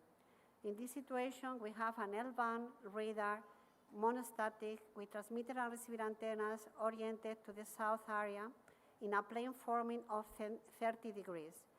This radar is under operation from our Spanish Air Force from the end of the 2018, that right now is under the operation of the Spanish Air Force, as I mentioned. This is a radar that is contributing to the AU AST, network and is giving all the information to avoid any collision, to predict the reentries, and also to analyze what happened in the space. Really, we have a long company with a long history in radar application, and this is key for us. Also, we are in the space, in domain, in the navigation area, in the control observation and space tracking, and in Earth observation applications. In all of these, we are using the Earth observation, for instance, in the downstream, we are monitoring the change in the climate conditions. We are also checking and planning the emergencies and rescues happen, and just giving us as much information in the image and the processing that we can. With this, we can plan perfectly what is the situation of the disasters. In the navigation area, we are contributing in the GNSS infrastructure and the performance and the monitoring and detection. Also, we are planning to have, and we are working right now in Startical. Startical is a joint venture between Enaire and Indra, with a 50% of each one, that we are preparing a very big constellation with more than 250 satellites, just mainly focused in the VHF and ADS-B payload for ATM control. Okay? These are the payloads destined to avoid any misinformation during the transoceanic flights, and it's going to give also the possibility to save in the oils and the transit areas, to minimize the time also for the flights. Yes, thank you very much for the time. Thank you very much, madam. And with that, I would now invite from Satlantis, Spain, Mr. Guillermo Rosello. So the green button is to take you ahead, and the red. Namaste. Good afternoon. Mr. Chairman, distinguished guests, ladies and gentlemen, good afternoon. It's my pleasure on behalf of Satlantis being present here. My name is Guillermo Rosselló, Director of International Business for the company, and we'll have a 3 minutes journey, now less, around Atlantis and images around the Earth. We come from the astrophysics, that's our DNA. We come from watching stars, you know, astrophysics, this coffee at 3 a.m., watching from special phenomena, trying to understand what is happening up there, to watch the Earth, to look down. And that's the technology that Atlantis has developed, using technology for deep space employed for Earth observation. So we have developed an optical payload, high-resolution optical payload that is able to work in different spectral bands and able to work with these dimensions with small satellites, thanks to the hardware and to the software designed by Atlantis. Now we're providing full Earth observation solutions built around the core of the mission, the brain of the mission, that is the optical payload, in order to be able to transmit to the customer as a prime contractor the Earth observation strategy based on our knowledge of the optical. We are a 100 employees company right now, combination of private and public shareholders. As private shareholders, we have several oil and gas investors, as oil and gas sector needs to understand better and better the methane emissions, and space is one of the best assets to have a wide scanning, wide screening of methane emissions with detection and quantification. We're able to do this, configuring our sensor in a sweet channel and detecting methane with a 1.65 microns. This is our portfolio of payloads. We have two payloads in the market right now, one under development. The smaller one's 4 kilogram GSD, around 2 meters. The 170, which is 80 centimeters, you saw a previous image in the previous slide. And ICM300, which with a target of below 50 centimeters. When working with full turnkey solutions, full satellites for customers, we're working with the platform you can see on the screen, and 16 CubeSat, microsats, and minisats in future with ICM300. These are technology roadmap. We are strong right now in the upstream and extending to MWIR and LWIR and polarimetry. These are our missions. We are in our 4th mission right now. We launched our 2nd satellite some weeks ago with Transporter 8, and we have ahead 3 missions for next year on 16 new CubeSats and on 2 microsats with different instruments on board for oil and gas and defense and security. Here you can see an image of Suez Channel in Egypt. Thank you very much. Shukriya, I just want to share a thought on behalf of Satlantis. Some centuries ago, ocean and sea were granting hope for mankind. And probably today, we're all here and glued by a new hope, which is space. Thank you very much. Shukriya. Thank you very much to you, sir. And now from PLD Space Spain, may I invite Mr. Raul.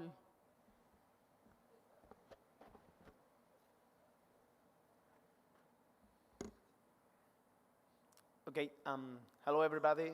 This is Raul Verdu, co-founder of PLD Space. It's a pleasure to see here in the G20 event. So it's very proud to share with us our capabilities. So PLD Space is a small launcher company. We are developing a simple and robust eco-friendly rocket. So we are selecting the very mature technologies in terms of engines, structures, avionics, ground equipment, operations, and everything to do a very simple rocket to be operated and to develop an orbital class vehicle super, let me say, reliable, because we are understanding that we are not trying to improve the state of the art of the rocket. We are just trying to do in a very simple way, in a very cost-effective way. And I want to add also that it's eco-friendly. We are using green propellants called biokerosene. We are developing with the national energy company Repsol the synthetic kerosene to be, let me say, net zero company today. So PLD Space is a full vertically integrated company. So we manufacture everything in-house. We purchase very raw material and enter from one door of our workshop, and in the other door we are delivering entire rockets. So even the testing capacity, we have 100,000 square meters of ground testing capability to test structures, engines, systems, almost everything, COPVs or whatever technology that a launcher has on board. We are the unique company in Europe that we developed that system level testing. So we have, let me say, a small and a private test range. Today the company has a size of 150 full-time employees, growing up to 300 because we are increasing our capability from manufacturing 2 or 3 rockets per year to manufacture 30 rockets per year. So our last milestone was our first launch attempt. Unfortunately, our demonstrator vehicle called Miura-1 commands auto abort because a sensor in the umbilical release mechanism. So we are very proud to achieve that state of the art from the private point of view. So PLD Space was a company that was founded in 2011, 12 years of heritage. You know, I don't know if we are from the new or from the old space today, because a lot of years working today with a strong support with our national government and the National Space Agency. So I think with our project and our colleagues at Spain, we are guaranteeing at national level the capacity, and the European level the capacity to launch something in the space. So stay connected, because our maiden flight will be in September, October this year. So thank you very much to everybody. Thank you very much, sir. And with that, before I invite the gentleman from Hindustan Aeronautics Limited, I'd like to invite Larsen & Toubro and Lakshmi Machine Works to be closer to the podium. I invite Mr. Balaji Natarajan to now please present on behalf of HAL.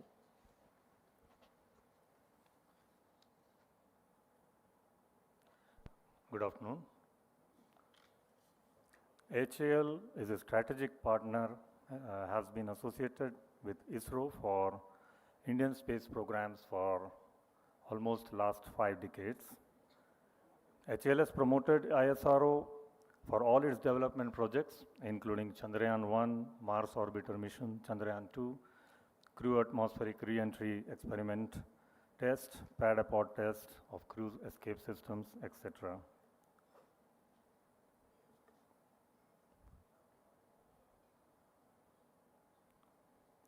HAL has been supplying critical structures, tank cages, satellite structures for PSLV, GSLV, and LVN-3 launch vehicles. We have delivered the biggest tank and also the heaviest tank for cryogenic upgradation development program of ISRO. We are making critical hardware for the Gaganyaan project for both the unmanned and subsequently manned missions planned by ISRO. HAL is already supplying L40 integrated stages for the GSLV vehicle. We have also established dedicated facility for taking up stage integration of PS2 and GS2 stages of PSLV and GSLV respectively. Further, HAL along with L&T will be realizing the PSLV launch vehicle for NSIL in the coming years. This challenging project, once accomplished, will go a long way in establishing the role of industry in taking up bigger, complex, end-to-end realization projects for the Indian space programs. HAL has also established the cryogenic rocket manufacturing facility in Bengaluru. We have commenced the pre-production activities and are hopeful of rolling out the development modules of the engine in a couple of months' time. The facilities with aerospace division has been augmented continuously over time to manufacture structures and propellant tanks of different types and sizes, different materials and varied complexities. The manufacturing excellence of the division is visible in production of space-worthy large components and assemblies with stringent dimensional and quality requirements.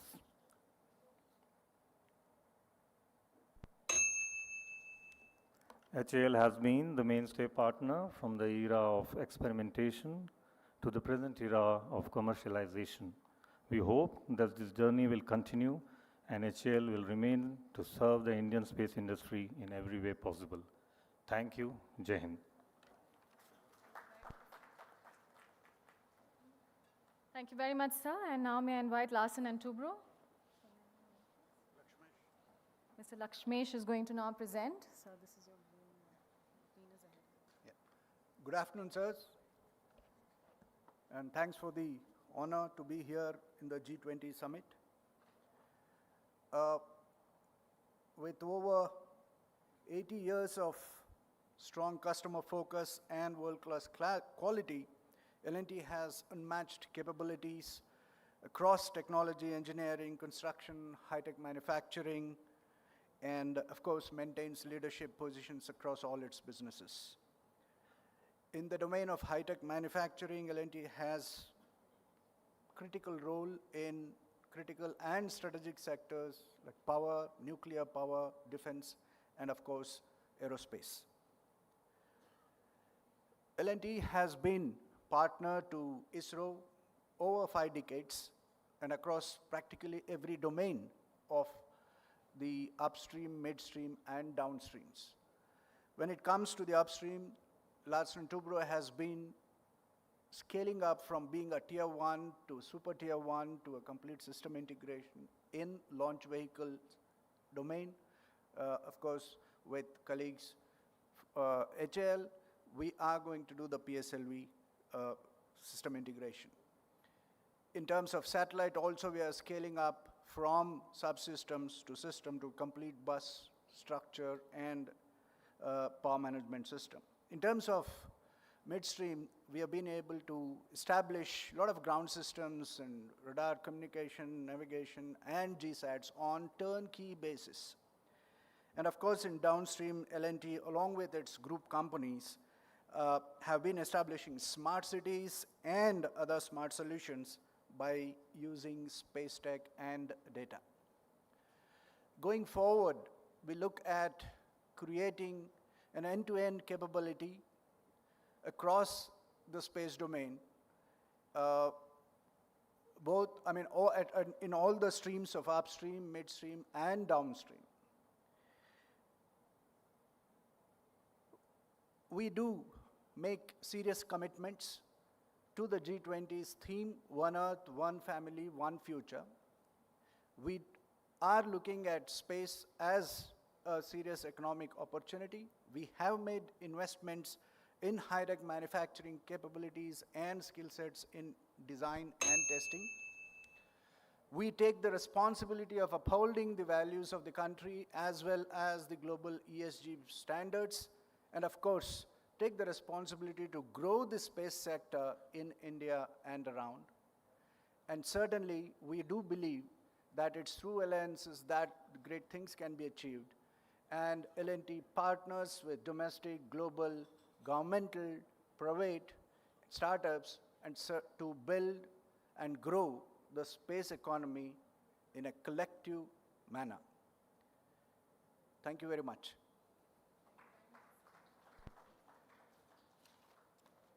Thank you very much, sir. And now from Lakshmi Machine Works Limited, may I invite Mr. Channa?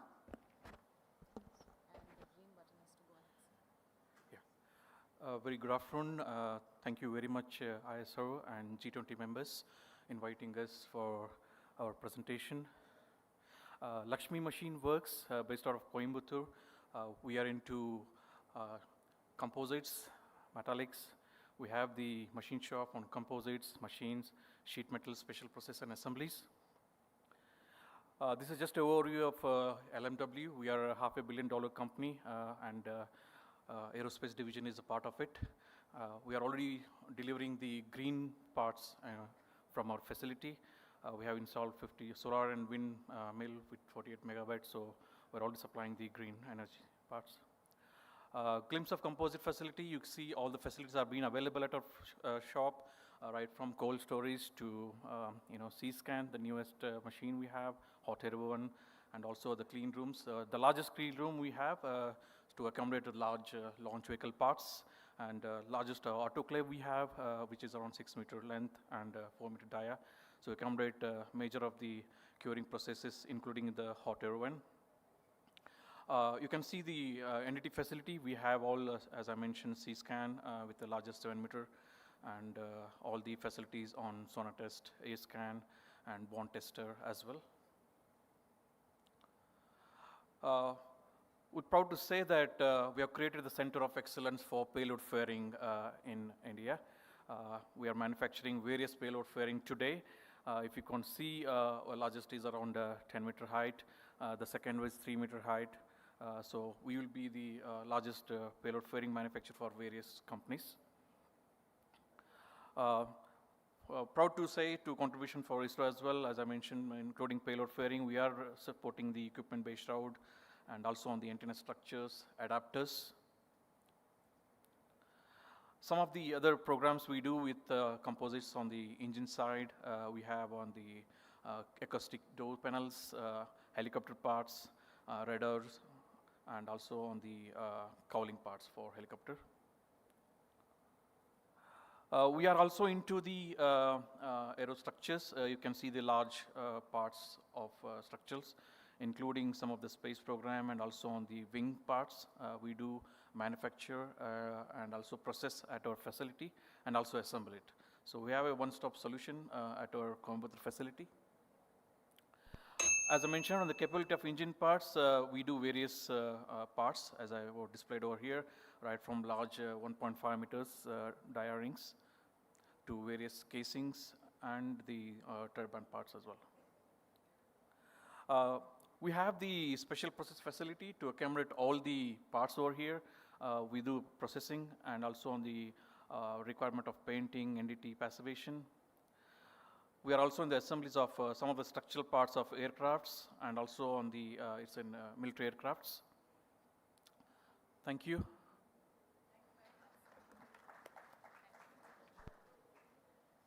Thank you very much, sir. So ladies and gentlemen, with that, it's now about 4 o'clock. It is 4 o'clock now. We'll take a very short 10-minute energizing break. We've got tea, coffee lined up for you on either sides of this room.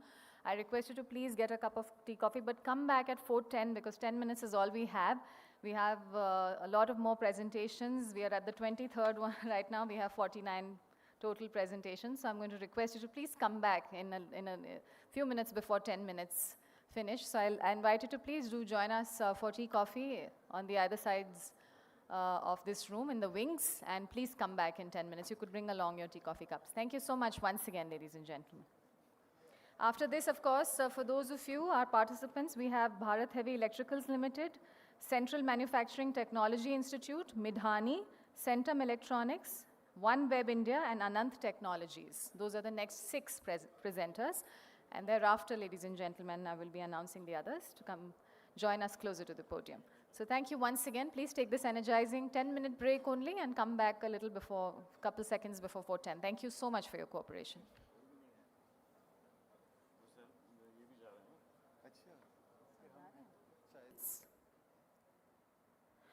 And now may I invite Bharat Heavy Electricals Limited to kindly join us at the podium for their presentation. Dr. Satpathy, ladies and gentlemen, from Bharat Heavy Electricals Limited is going to be making his presentation.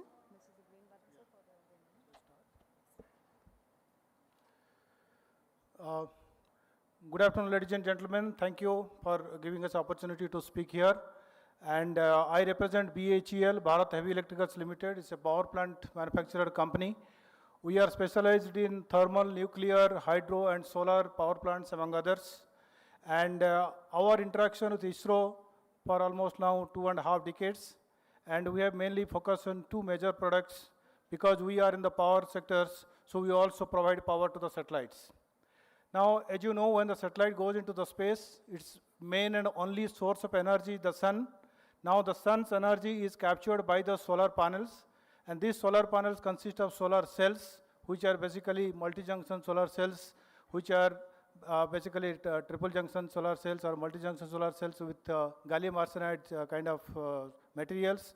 And these are all made into the forms of panels, and you can see the panel which is there on the left-hand side. And we can able to make maximum up to 6.93 square meters of the panels. And it has all been used in the ISRO satellites which have been launched as of now. We also make batteries. These are the once the power from the sun is captured by the solar panels, it goes into the battery to store it there, and then this battery energy will be used when the eclipse times comes. And BHEL ISRO has been working together since 2002 on making the batteries. We started the nickel cadmium and nickel hydrogen batteries, and from 2010 onwards we have been making lithium-ion batteries. As of now, we have made 107 batteries and supplied to ISRO, and including 82 batteries of lithium-ion. And the battery which is being used for many of their satellite applications, including the Chandrayaan-3, which is going to be launched a week from now. Besides the the panels and batteries, we have also gone to backward integration. We have gone to their sister unit, Vikram Sarabhai Space Center, and acquired the technology of lithium-ion cell manufacturing.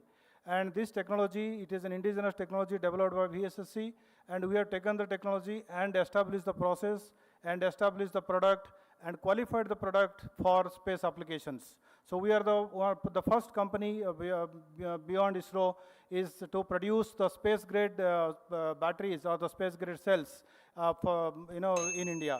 And so we will be very happy. And besides the ISRO customer, we are started catering to the non-ISRO customers. One of our major customer right now is Dhruv Aerospace. We have been supplying the space-grade panels to them. And I invite other people, other startup companies all over the world, if anybody interested to take our assistance from BHEL through InSpace, we can able to help you in this endeavors also. Thank you very much for giving us an opportunity to speak in front of all of you. Thank you. Thank you very much, Mr. Satpathy. And with that, ladies and gentlemen, from Central Manufacturing Technology Institute, CMTI, may I invite Mr. Mohan Raj.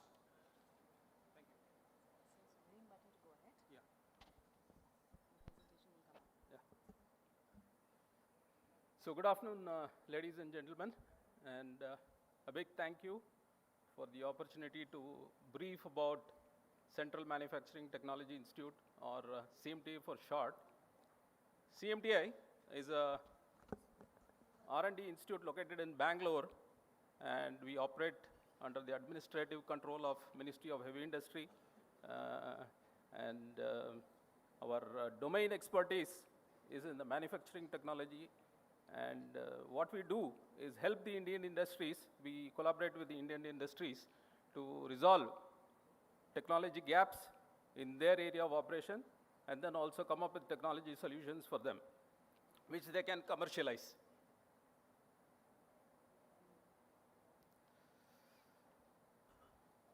brief canvas of our operation is depicted here. Mainly about, our area of operation is mainly about advanced manufacturing technology, which includes, apart from complex manufacturing, micro and nano manufacturing, digital manufacturing, additive manufacturing, smart manufacturing, and so on. We also have a host of laboratories, state-of-the-art laboratories at CMTI, which provide services to industries in the area of sensors and vision. It could be in the area of hydraulics, etc. One of the main areas of our services to the industry is about special product development. And in this regard, I would like to brief you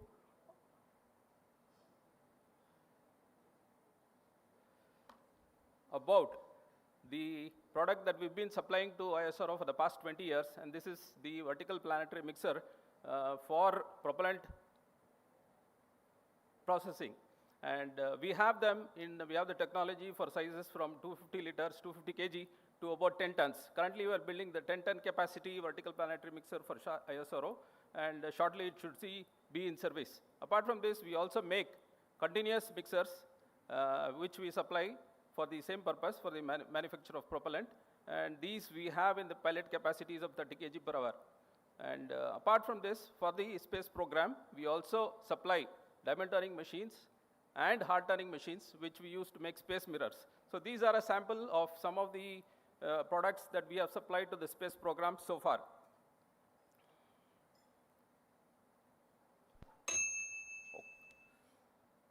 So aside from the products, we also have excellent labs, state-of-the-art labs, which I was mentioning earlier. That is about the sensors and vision technology. We also have labs for the smart manufacturing and then the nano manufacturing. I invite all the space industries here, present here, to come visit CMTI so that you are aware of the facilities available in Bengaluru and probably could be used for your own manufacturing purposes. Thank you for the opportunity. Thank you very much, sir. And from Midhani, may I invite Mr. P. Babu.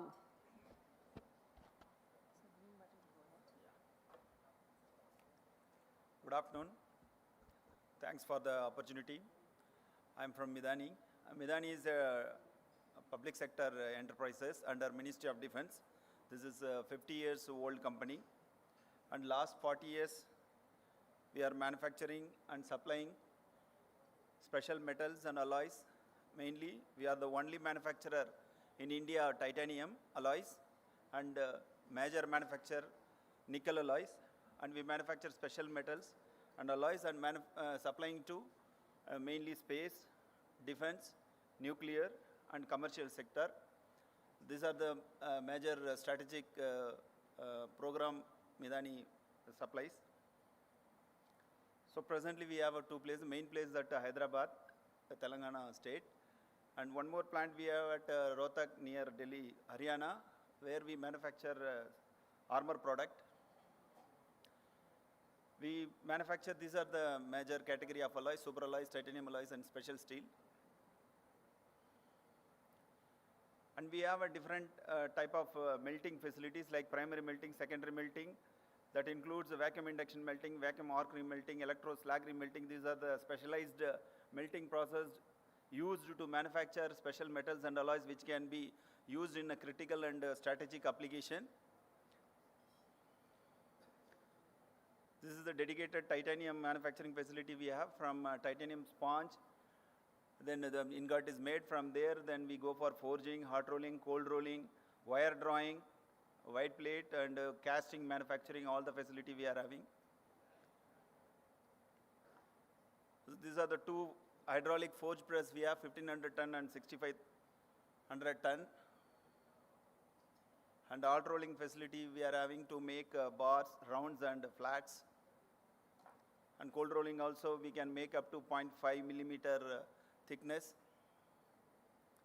And we have a dedicated investment casting facility where we made all the castings required by space.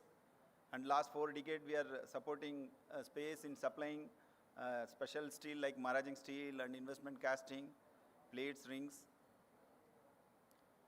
And we also make fasteners and bio implants. armoring plant, dedicated one, and whatever personal armoring, vehicle armoring we make. And apart from space, means we are supporting to the Army, Air Force, nuclear power plants, and other strategic sector. We have a dedicated facility for chemical, mechanical, all the testing facility in-house. The testing facility included immersion ultrasonic testing, phased array ultrasonic testing, and for X-ray investment casting testing, all we can do. We have got all this accreditation, and we have a 300 kg skull melting furnace which can manufacture titanium casting weighing up to 200 kg, and we got spring mill and fasteners, of course. Now presently we made one wide plate mill which can manufacture 3 meter width and 15 meter length. Thanks for the opportunity. Thank you very much. Thank you very much, sir. From Centum Electronics Private Limited, we have Mr. Vinod. So, green button to go ahead. Green. Presentation will just show up. One second.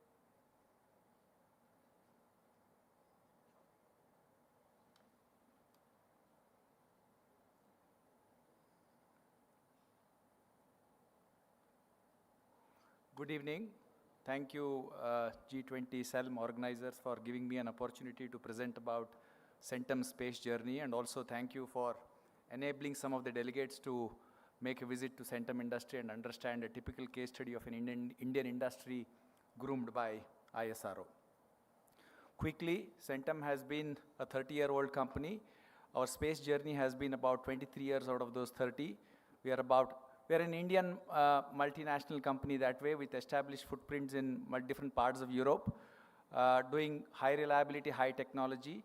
And the space journey basically started catering to various customers, primarily ISRO in India, but these are list of our customers. And to this, we are all now latest is we are partnering with Indra of Spain on the space radar opportunity. These are our key customers. And we have been working with Indian Space Research Organization since 2000, and the journey is something like this. And if you see it from the left bottom, from a typical component to right up to payload modules and subsystems, that has been the progression. An excellent case of how ISRO has taught us handheld and then typical Indian industry to move from components to modules to subsystems to systems, with multiple domains starting from analog, power, digital, and today everything is multidisciplinary.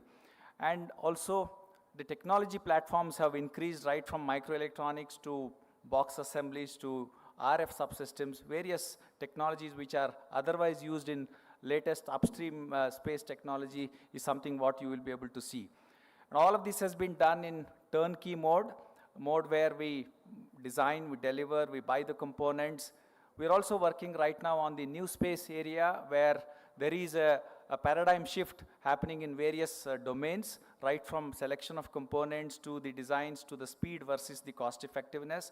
And that is something which we are parallelly working in parallel with the traditional space domain. The subsystems, this is how the payloads have been. Payloads comprising of electronic warfare, mini synthetic aperture radar right up to Ku band, onboard computers, and the hyperspectral electronics for the hyperspectral payload camera. This is how the progression has been.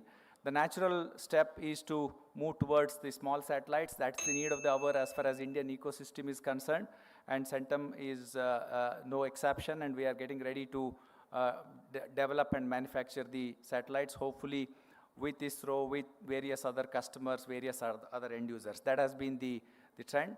So net, 22 years of credible space history, build to spec, build to print, both modes of engagement. We have about 80% of it is export, so there is a good amount of national, international domain expertise, strong design, engineering, and manufacturing infrastructure meeting global and Indian space standards. That is Centum for you. Thank you.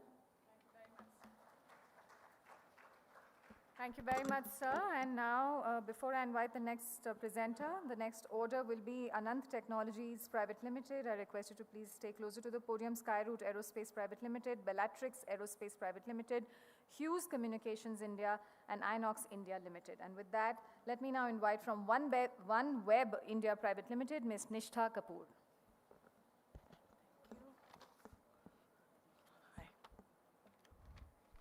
Introducing OneWeb. It matters most. Good evening, ladies and gentlemen. This is OneWeb for you and for the world. It's an honor to present an organization which is in the journey of transforming the humanity. Who are we? We are a constellation of 648 satellites, 40 gateways, which we build and own. We have variety of terminals from the best of the industry, and we offer high-speed, low-latency, less than 100 milliseconds. With this, we offer an enterprise-grade, end-to-end managed, and truly global satellite connectivity services.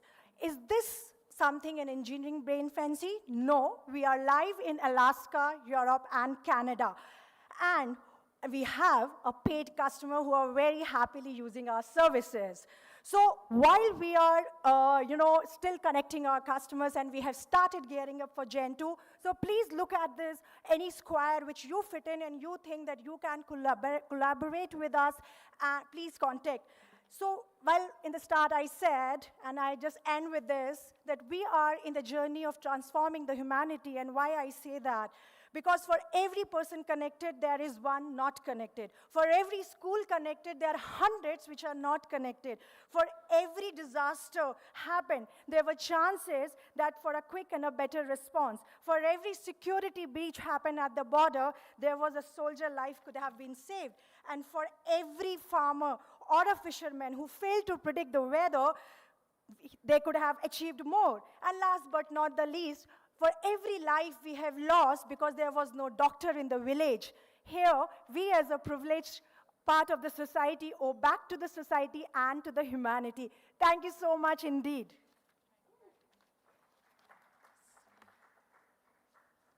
Thank you very much, madam. And with that, I may invite from Anant Technologies Private Limited, Mr. S. Sagar.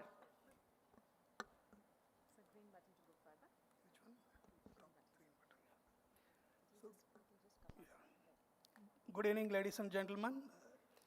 I'll quickly explain about Anand's space sector activities. Anand started in 1992 with a vision to indigenize systems for aero, space, and defense applications. And we are 100% Indian-owned and AS9100D certified. So Anand has been associated with ISRO for the last 3 decades in design, development, manufacture of systems for satellites, launch vehicles, and payload applications. We are also into geospatial services where we use satellite imagery for different applications like disaster management, urban planning, socio-economic surveys, etc. And Anand also is part of AIT of spacecraft and launch vehicles. And we have contributed so far to 94 satellites and 74 launch vehicles. And we have facilities in Hyderabad, Bengaluru, and Trivandrum with a technical manpower of 1,600 plus people. And we are on the verge of becoming a satellite operator, both in electro-optic side and SATCOM domain. So these are our satellite integration facilities spread across 900 square meters.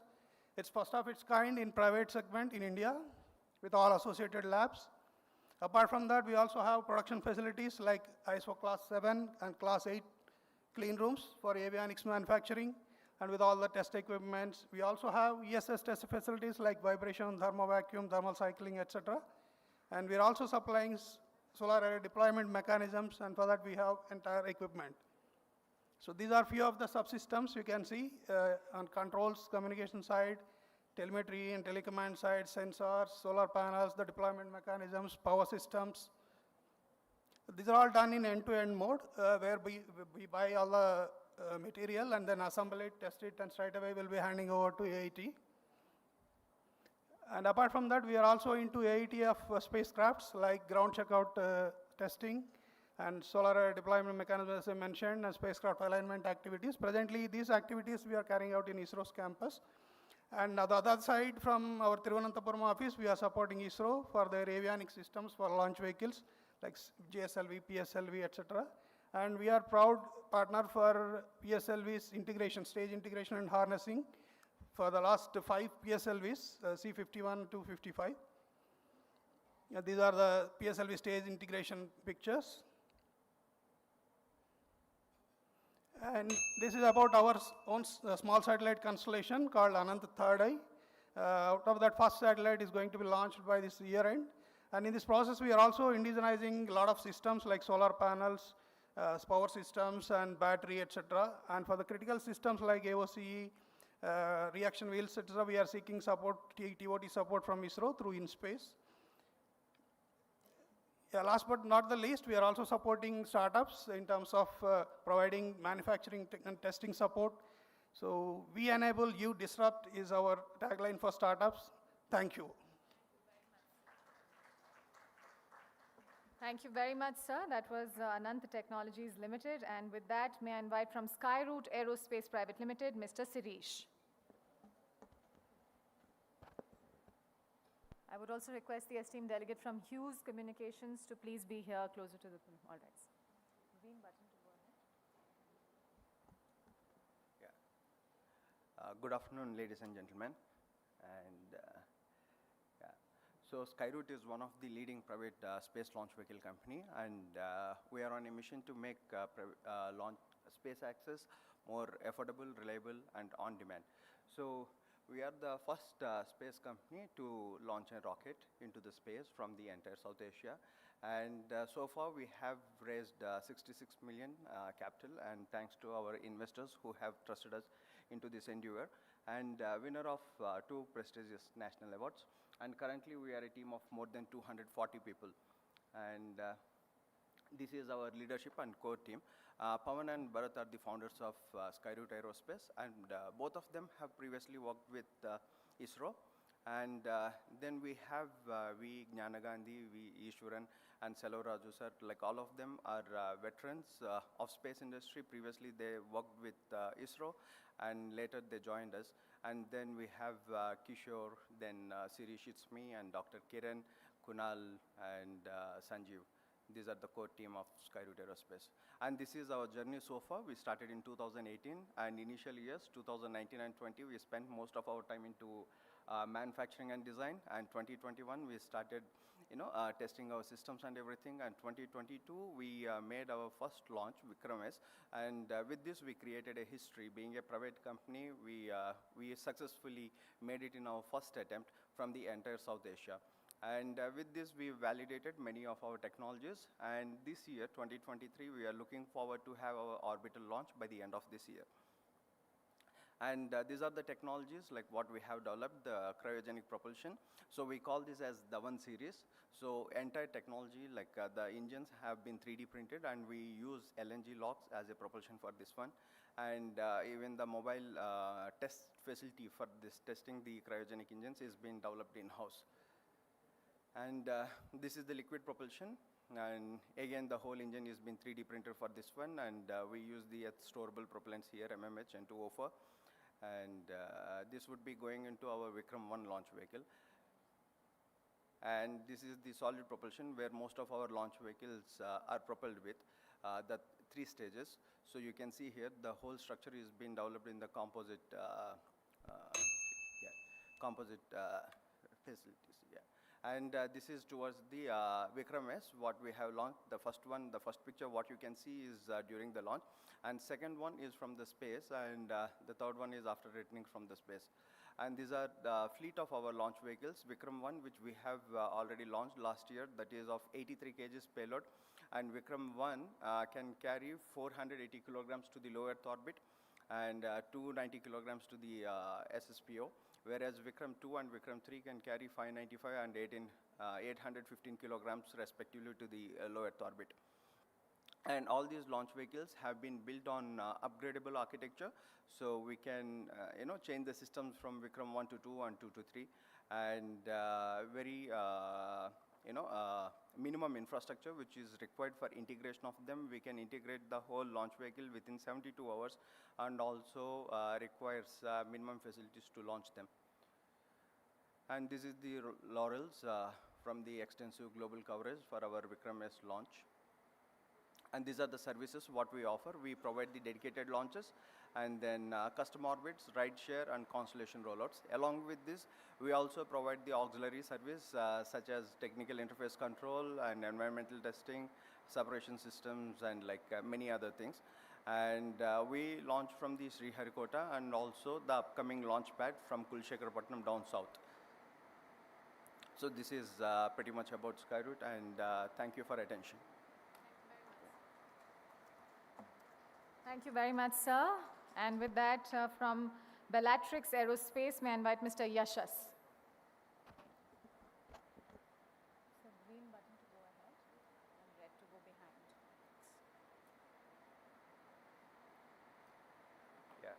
Good evening, everyone. Bellatrix Aerospace is a Bangalore-based space logistics company, and we specialize in different kinds of propulsion technologies to help satellites move in orbit. And as you can see here, we have indigenously developed a range of products, and these products are designed to cater to the requirements of all kinds of satellites and various complex mission requirements. So starting from the smallest satellites, we have a thruster called the fingernail thruster. We have called it the fingernail thruster because it's that small and can sit on your fingernail.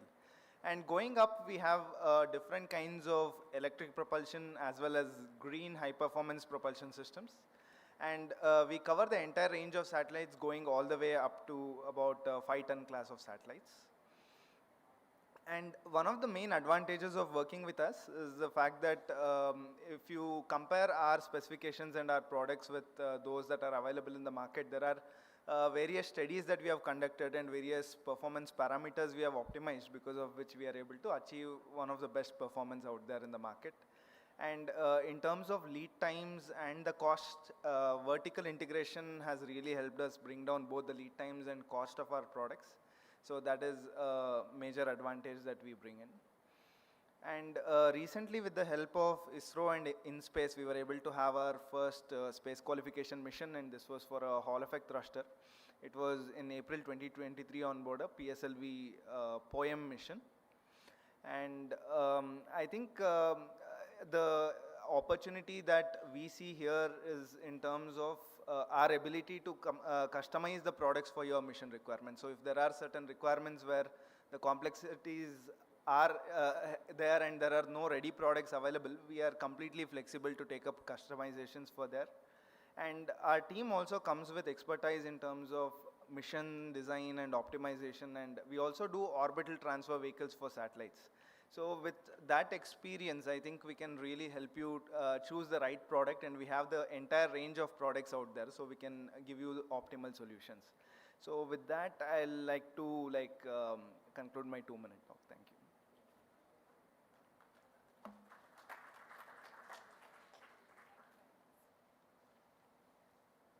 Thank you very much, sir. And with that, ladies and gentlemen, we'll now go on to Hughes Communications India, and may I invite Mr. Shivaji Chatterjee to please make his presentation. Thank you so much. And the countdown clock is quite apt for a space event. So with that, let's just go. So definitely, I think this is a busy slide, but Hughes is a global company. We completed 50 years last year, and we are a $2 billion company. Apart from the satellites that we launch and the technologies that we provide, I think the key element is being able to actually provide service on the ground everywhere across the world to consumers, to businesses, to government, to defense, on the move, and really make a difference in the common man's life. When we come to the story about India, which is nearly 30 years since we were the first SATCOM licensee in the country, and since then we've been running the service with over 200,000 sites. Outside of the US, we are the largest SATCOM service provider anywhere in the world. You can look at the portfolio of brands which we serve. It's the top corporates, and I think it's really about providing service in every nook and corner of the country. When you look at the number of sites, it's servicing every zip code and really providing connectivity where none other exists.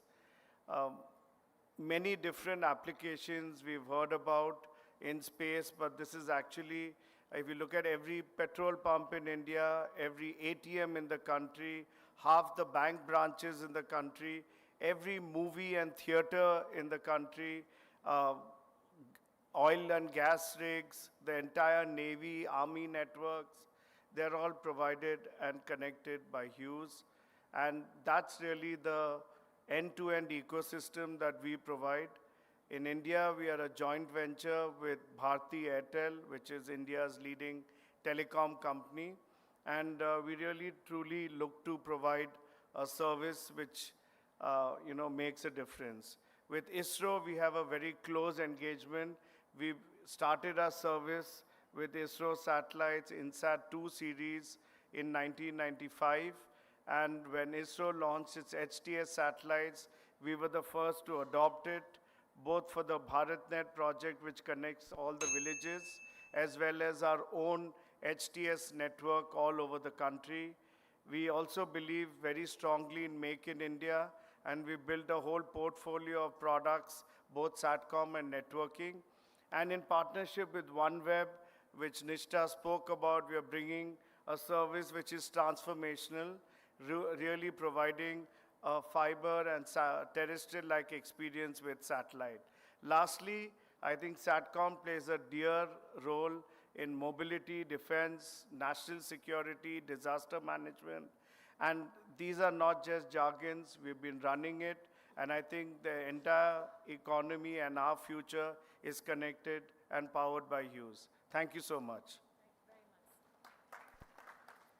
Thank you very much, sir. And before I invite our next speaker, may I request esteemed delegates from Thales India, Azista BST Aerospace, Safran Timing Technologies, Astra Microwave Products, and Pixel Space Technologies to please be close to the podium. And from Inox India Limited, we have Mr. Deepak Acharya.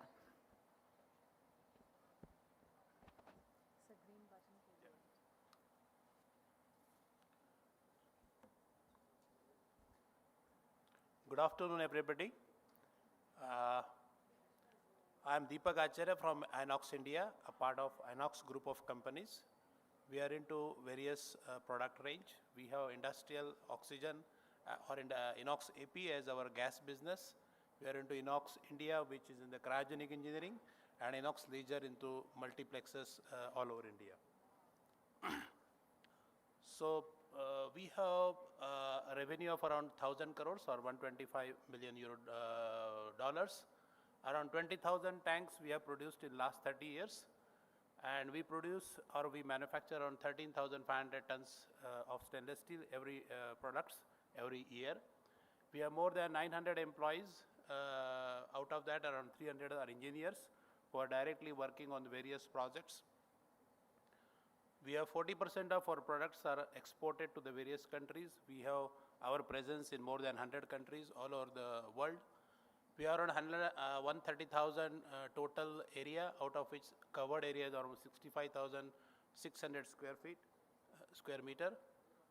So on our contribution to ISRO, I am very proud to tell you that we supply turnkey installation for cryogenic propellant filling and servicing facility and gas storage service facility at Sriharikota way back in 1999 and 2004. The second launch pad, whatever the launches you are seeing, are taking place from this launch pad.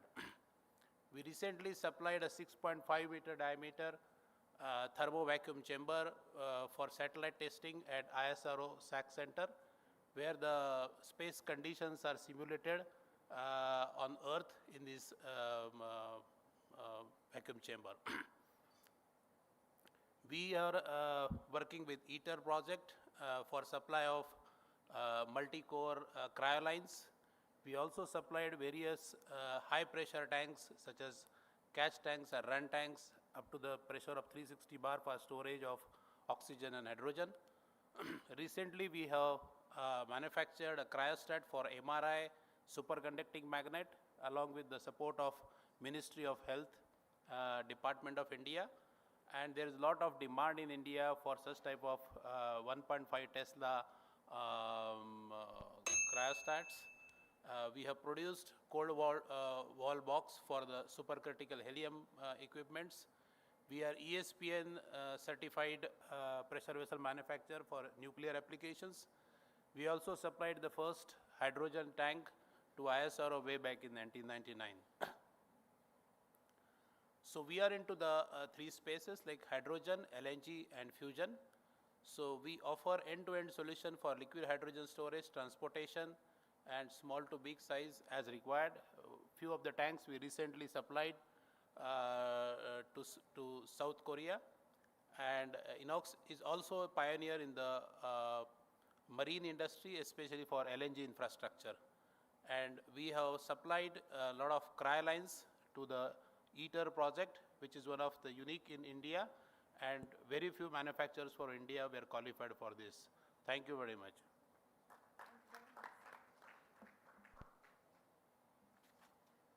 Thank you very much, sir. So that was Inox. And now from Thales India, Mr. Anurag Garg from Thales India is going to be making his presentation now, ladies and gentlemen.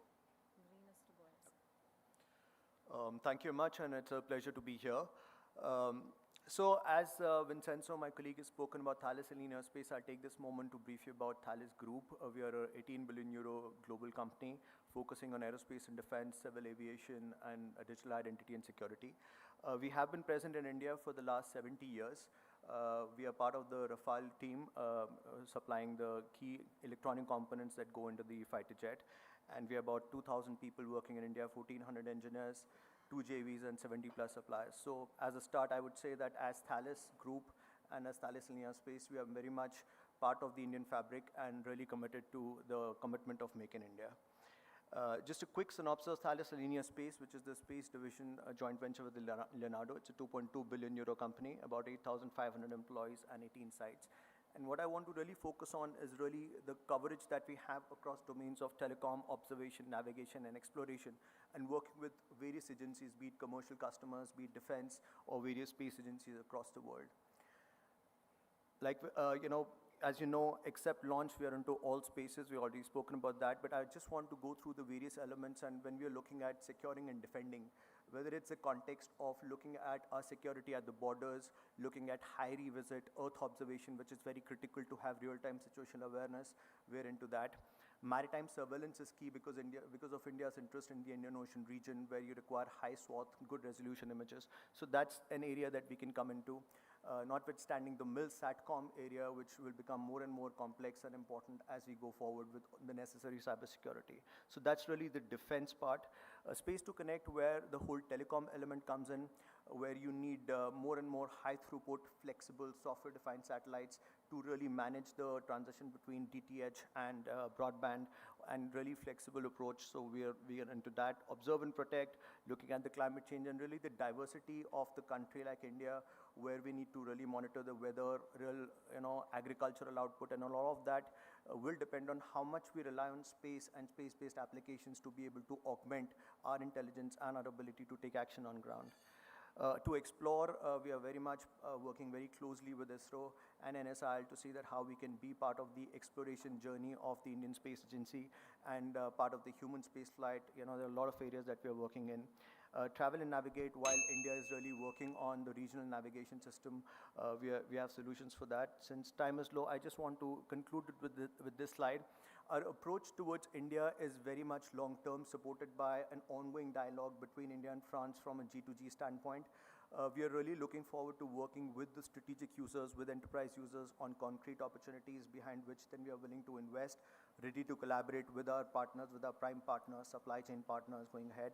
And like I said, building upon the 70 years of partnership that we have in India. Thank you very much. Thank you very much, sir. And now from Azista BST Aerospace, may I invite Mr. Sunil.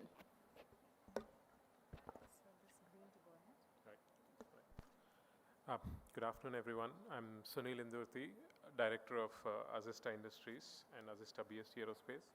So we've been manufacturing satellite communication subsystems for about 8 years, and about 4 years ago we diversified into development and manufacturing of complete small satellites through Azista BST Aerospace. Towards this effort, we've developed a 50 kg and 100 kg satellite platform, and today we operate India's largest small satellite manufacturing facility.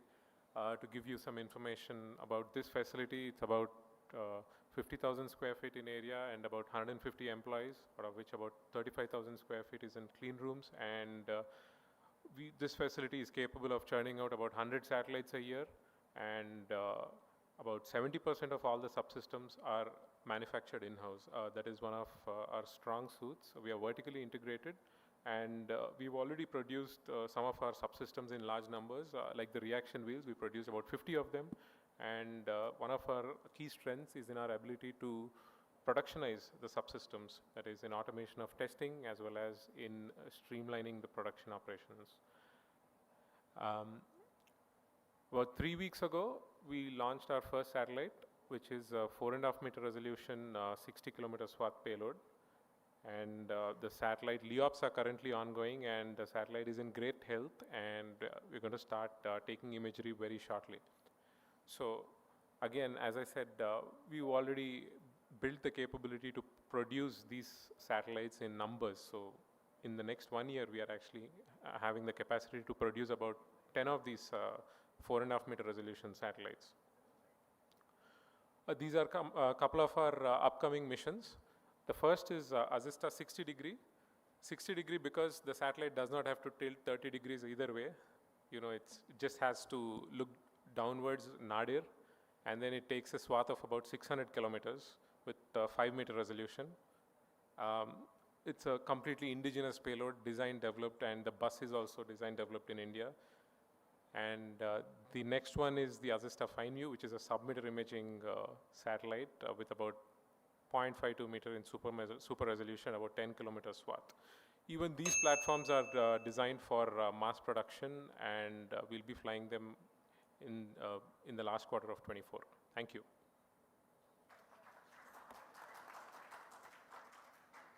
Thank you very much, Mr. Sunil. And then I'd like to now call on Safran Timing Technologies, Mr. Ashrit. Greens for the next one.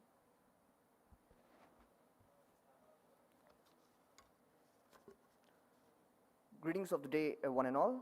I'm Ashrit Patil from Earth, Space and Beyond, representative for Safran Timing Tech, Switzerland. So I thank Team ISRO to have given me this opportunity to participate in this prestigious G20 SELM meeting. Thank you very much. Safran Timing Tech, located in Neuchâtel, Switzerland, are the world leaders in precision timing, frequency, and navigation for space and defense applications. We were earlier known by the name Spectrotime Orolia, Switzerland. So, this slide shows a broad classification of the space products that we have. In the column 1, we have the space OCXOs. In the column 2, we have the space atomic clocks, which is the rubidium-based, as well as the passive hydrogen and active hydrogen masers. And on the column 3, you have the space atomic clocks, which are almost ready. And also, I would like to add another column, which is not shown here, which is the active hydrogen masers for ground stations in the applications such as VLBI, that is very long baseline interferometry, deep space tracking and navigation, and also some applications such as SKA, which is square kilometer array, to all of which we have supplied our active hydrogen masers. Now, in space OCXOs, the first column, we have the master oscillator and the ultra-low noise master oscillator, which is the ULNMO. We have supplied over 400 flight units of these master oscillators and ULNMO versions that are supplied to ISRO's Gagan payload, IRNSS programs, and several more. Coming to the space atomic clocks, in the second column, our space RAFs, which is the Rubidium Atomic Frequency Standards, is our ultra-high performance workhorse and highly popular in the field of timing and navigation satellite systems. We have supplied these to our ISRO's IRNSS programs, ESA's Galileo, and many other space programs globally. It weighs only about 3.3 kilo and a stability class of 510-14, being one of the best space clocks in the world today. We have passive hydrogen masers for space as well, which are already supplied to Galileo. It weighs about 18 kilos. Yes, they are quite heavy, but it is 10 times more accurate than even the rubidium atomic standards for space. And the stability class of about 810-15 or less than 110-14. Okay, MRO 50 in the third column is the mini rubidium oscillator, which is about the size of 5 centimeter by 2 centimeter. This is how it looks. This is the space clock. It's weighing 75 grams and has broad applications in low Earth orbit for space and airborne, avionics, submarine, underwater applications, and UAV and UGS systems. Next, we have mini RAVs, which you can see in the third column bottom. It's just 390 grams, which is 10 times lower than the existing rubidium atomic frequency standards.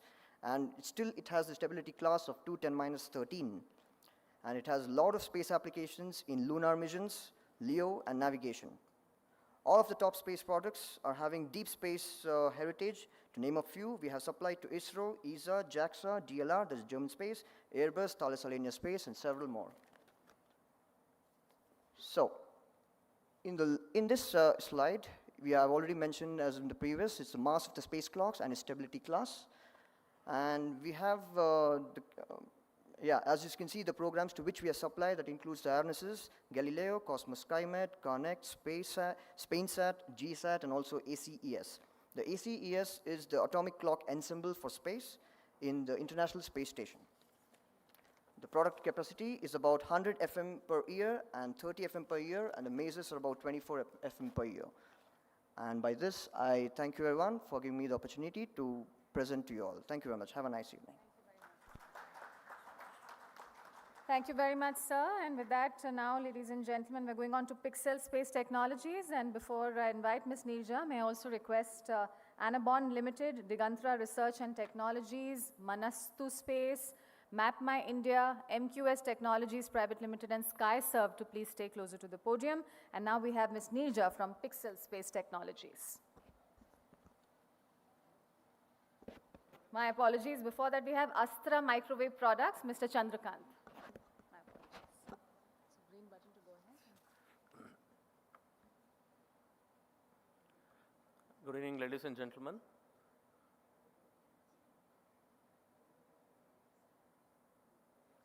Okay. So we are Astra Microwave, and I would like to cover a few such slides on our contribution in the space segment and our capabilities. So we are a more than 30-year-old company, and we are into design, development, manufacturing of products for defense, aerospace, and space segment. We have developed payload subsystems and modules to ISRO for the past 2 decades. Our heritage, almost all the SAR payloads, we have been part of it. And in addition to that, all the communication satellites, many of them, we have been supporting ISRO in all the making these payloads. So the products include from UHF to Ka-band, so all type of RF TR modules and the converters and a lot of stuff like all the programs also I have mentioned, like drivers and the LNAs and the beacon sources, transmitters, heterodyne receivers for the wideband quad super heterodyne receivers. So all type of for the SAR and be it the ELINT application or the communication applications, we have been part of it. And so we look forward to deliver similar subsystems and modules to all the payload manufacturers, and we would also like to add value in the more of the value chain. We are also in the space debris tracking. We have supplied almost 5,000 plus TR modules in the MOTR radar, which is in the Sriharikota. Mobile MOTR also we are part of it, and some of the strategic applications with DRDO, we have supplied all the TR modules, antenna element, and radomes. We have this test facilities including the near field test range, open air test range, the far field MIMC, HALT, HAS chambers, the multi-layer antenna assembly. We have the thermovac facilities, environment facilities, the laser welding machines. So all the facilities we have in-house. So I'm approaching both the Indian and the global industry to look at our facility and make use of them and choose us as your partner in realizing the products. In addition, we also build the MMIC products. We have a fabless facility. So we design all the MMICs for the radars and the EW. We have up to 50 gigahertz, we have designed the components, including the wideband. some of them to name, I can say like the Uttam radar, MMICs we have designed. The Uttam radar hardware is being supplied by us. Roadmap was space segment. Of course, we would like to develop the complete SAR payload, the small satellite integrations. We have this facility for both ELINT and SAR and communication. We are working with Radiophysica for the long-range space debris radar. Thank you. This is my contact, so can please get in touch with me for your requirements. Thanks. So that was Astra Microwave Products, Mr. Chandrakant. Thank you. Now from Pixel Space Technologies, we have Ms. Neerja. After that, we have Anna Bond. So right now, ladies and gentlemen, it's Pixel Space.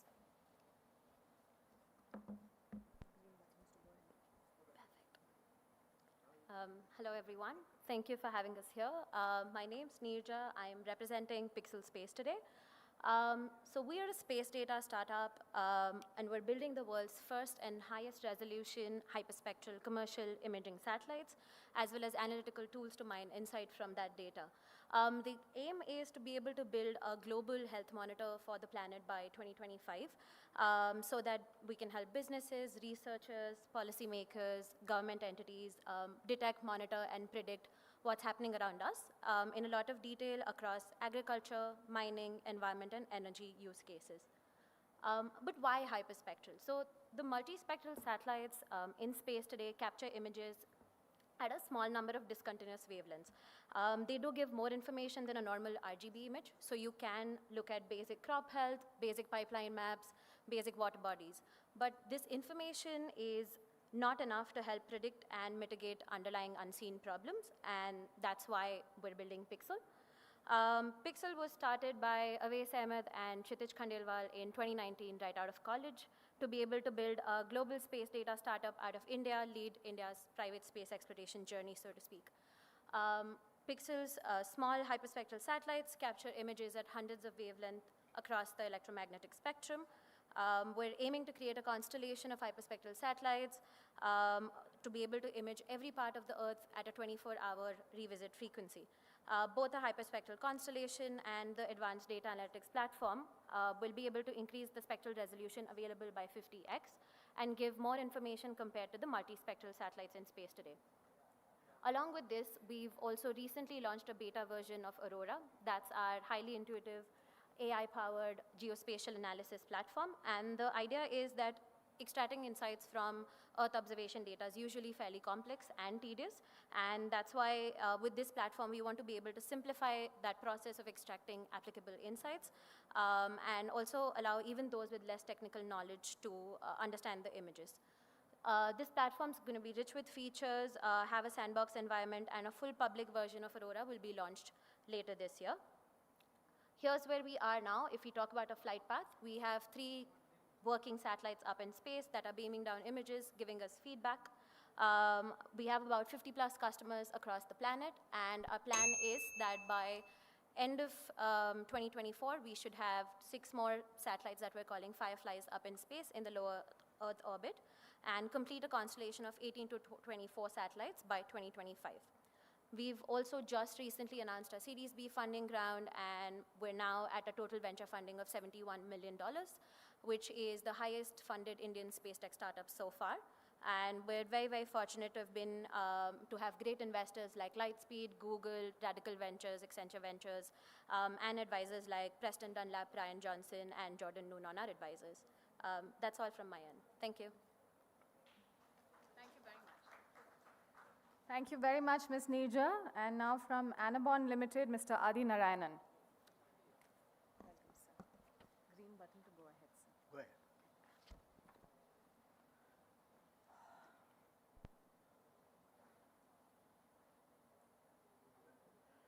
ahead. Good evening. I take this opportunity to thank the Space Economy Leaders Meeting organizers for giving us an opportunity to make a small presentation about Anabond.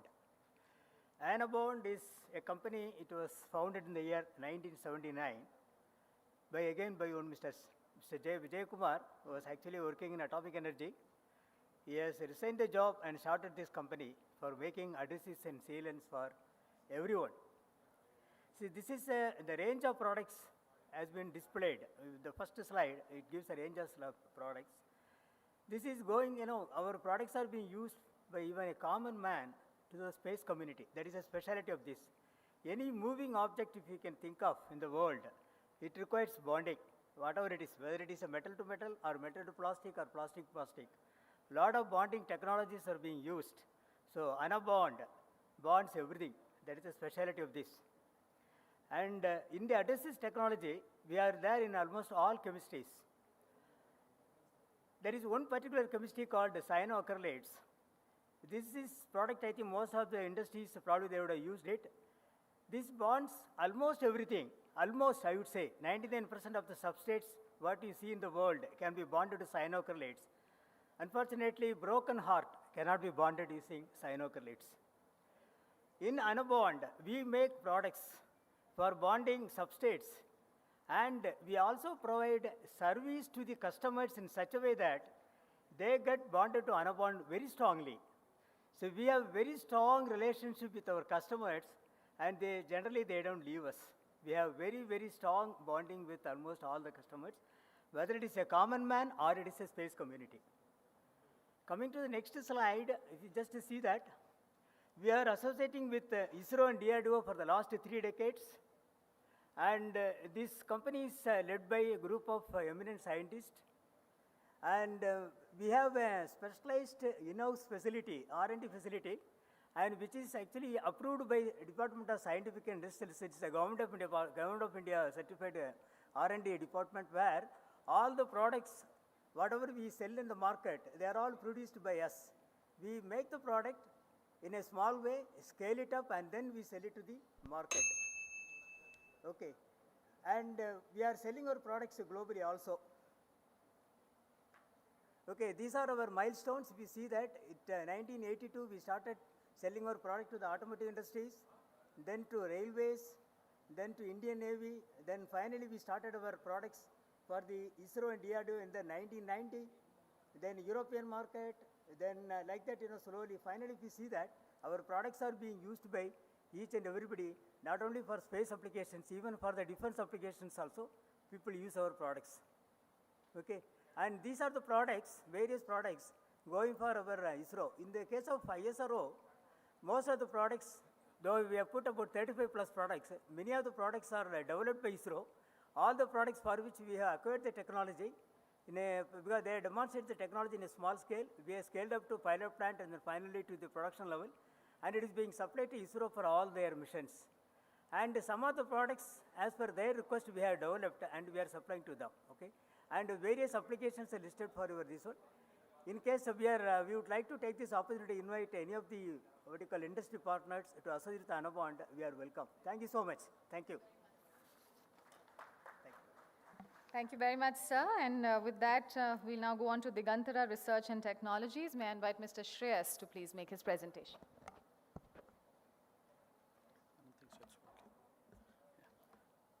Good evening, everyone. My name is Shreyas Mirji. I am the head of business and strategy for Digantara. We are a space situational awareness company that is building end-to-end solutions for space operations and space traffic management. What we do is we are building the fundamental infrastructure necessary for all of future space operations. Next page, please. Next page. So we are in space already. So we launched 2 missions to space, and we were one of the first companies to be authorized by InSpace to operate space assets. So we launched the world's first space-based weather monitor, one to low inclination orbit and one to SSO in January of 2023. Next place, please. Next slide, please. No, it's not working. Thank you. What we do, we are an end-to-end space situational awareness company. We are trying to solve the problem on 2 ends. On the upstream side, we are solving for the problem of data inconsistency and the problem of data quantity. Our systems are capable of tracking objects up to 1 centimeter in size, and we are also able to reduce this, the error in tracking measurements as well. Next page. And on the downstream side, what we do is we are developing more than 50 plus analytical products based on space situational awareness data that will enable for the complete space value chain. right from planning a satellite mission to all the way to end-of-life deorbiting. We are also working along different verticals, including defense, and also on the insurance, where we're looking at enabling the LEO economy by building insurance model that will enable a sustainable future. Thank you so much. Thank you very much, Mr. Shreyas. And then we have, ladies and gentlemen, now Manastu Space, and Mr. Tushar Jadhav is going to be making a presentation. So I request you to use the green button. Hello, we are Manastu Space, and we are on mission to save space industry with our agile, efficient, affordable propulsion system for satellites. So, we founded by alumni from IIT Bombay and ex-DRDO scientists, and we live there in space. Currently, there are around 160 million small and big debris, and looking to grow as much as 100 billion by the end of this decade.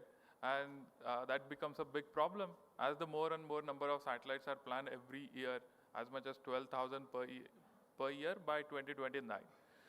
And this is becoming a problem. Why? To save our satellites from this growing number of debris population, we need a propulsion system, and which is the challenges with the current systems are they're either very slow, or they're either toxic or inefficient, or they are very costly. And the way to solve this is using a green propulsion system that we are building. So what we are building new fuel for satellites, new engine to burn this fuel, and the new catalyst to start the combustion inside this engine. And our value proposition is a system that is faster, 20 times than the current electric propulsion, 50% more efficient, and as affordable as 60%, which can save satellites as much as 30%, and you have a satellite safe from the debris. So save money, save satellites is what is our building. After this, we believe the major problem that this industry is facing is that once the fuel of a satellite is over, the satellite is dead. So can we do the future services like in-space refueling service so that we can extend the life of a satellite and utilize and add the flexibility in the mission as well as utilize our assets better, and the deorbiting of the satellite at the end of the life. So these are the service on top of the propulsion system is what we are building in future. Currently, we are looking for working with a satellites that is of around 100 to 500 kg weight. Around 57,000 of them are planned, and we believe that is a class of satellite which are growing in the large number because of the size and the weight. So we are looking for the companies who are building a satellites and the partners for the developing some of the services, and then looking for the future commercialization of the same. Thank you.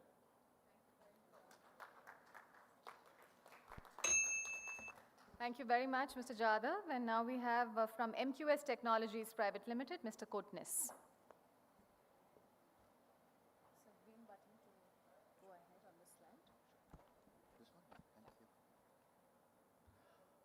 Hi everyone. I'd first like to thank ISRO for this opportunity. MQS Technologies, we are a 29-year-old MSME that specializes in design and development of custom test and measurement solutions. Industrial radiography solutions is one of our key product lines. Till date, we've supplied close to 15 different type of systems to the ISRO group for various entities for qualification of different types of space hardware. And today, we are the only Indian company with capabilities to design and develop an indigenous computed tomography solution. And in recognition of this effort, we were recently awarded by FTCCI for our outstanding contributions in aerospace and defense as part of their Excellence Awards 2022. In terms of the industrial X-ray solutions, we operate from the low energy band to the high energy band. Speaking of the high energy solutions, these are tailor-made inspection solutions for qualification of rocket motors, boosters, and also the engines. Not only have we been able to supply these for film-based radiography of objects, but we have also been successful in implementing digital solutions with a high energy X-ray source.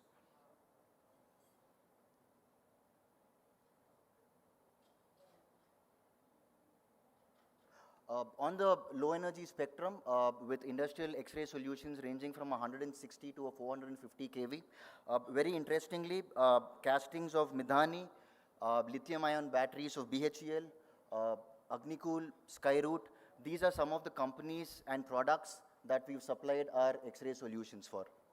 Our expertise with understanding the kind of requirements that go into qualification of space hardware gives us the ability to offer tailor-made solutions in the industrial X-ray space, and we invite industries that work in this segment to approach us for highly customized X-ray solutions. Thank you.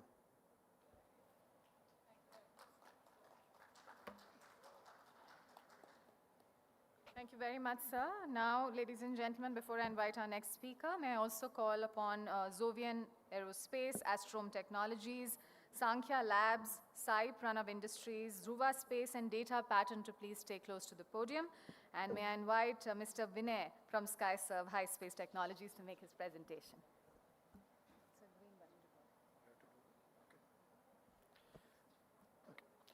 Good evening, everyone. Thank you, ISRO, for having us here as a part of SELM. My name is Vinay. I'm one of the co-founders of SkyServe. Before we get on to what we do here, we know you've got a lot of fatigue of presentation, so I just want to start with a simple analogy on the ground.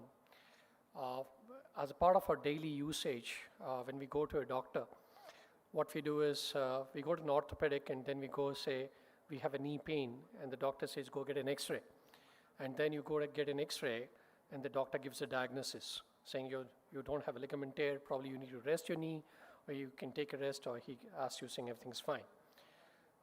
Imagine a scenario where you don't need to pay for the X-ray, and the doctor gives you a diagnosis, saying your knee is okay, because there's a system in which he can predict what's wrong with your knee, and you get it in a seamless way. And that's pretty much what we set out to do in SkyServe. So what we're doing here is we are lowering the barriers for creating data products of Earth observation by making sure that these data sets are delivering as insights for geospatial developers with our edge computing solution. So largely when you look at information from the satellite does not know what applications are used for. The satellite does not have intelligence of what's required. And in that process, it captures a lot more area of interest images and starts downlinking that to the ground. However, when you look at it on the ground, the relevance is not there. That's why our platform helps users, that's as in geospatial developers, to build out these structures for their customers in a very quick and easy manner. So when you look at smart task imagery, we look at what's the band of interest, what's a AOI extraction, and what's a custom coverage. All these are done by us on board a satellite with our solution. And you don't need to worry about what's a minimum order quantity, and we also refine this with the issues of cloud as well.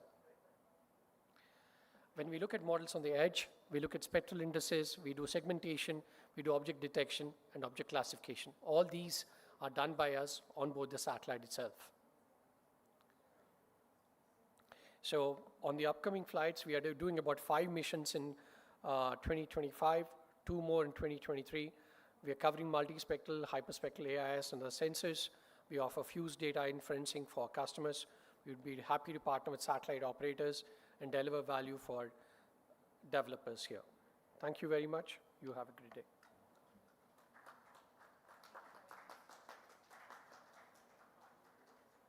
Thank you very much, sir. And with that, may I invite from Zovian Aerospace, Mr. Raghav.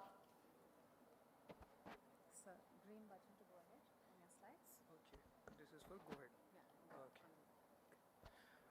Okay. Good evening, everyone. I'm Raghav from Zovian Aerospace. First of all, thanks for patiently staying here for so long. And so I represent Zovian Aerospace. So at Zovian Aerospace, we are developing a radio-based satellite constellation providing geo-intelligence and signal intelligence for Earth observations. So what Zovian Aerospace is doing? So we are an RF-based satellite where we are not making satellites in terms of getting data for images. So it's basically tracking the fleets for different industries.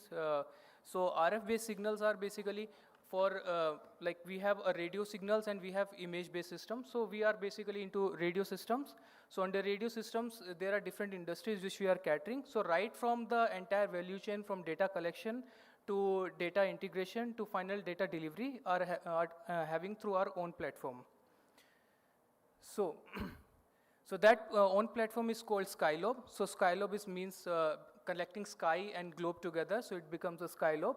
So right now we are targeting 4 sectors basically, so which are basically Earth surface parameters, weather parameters, aviation and ADS-B parameters, and geointelligence parameters. So this is the size of our satellite, which is under 10 kilogram category, which is called as a nano satellite in itself.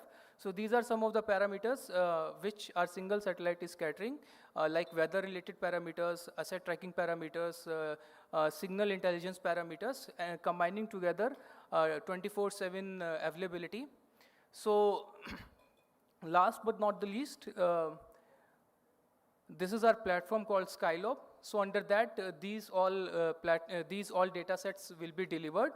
So Zovin Aerospace is responsible for developing the satellites, and Skylobe.com is responsible for delivering the data sets to the end customers. With this, I thanks all of you. That's it. Thank you very much, sir. And with that, from Astrome Technologies, we have Mr. Venki Kumaran, who's going to be making his presentation. Sir, green button to go ahead on this one. Which one? Green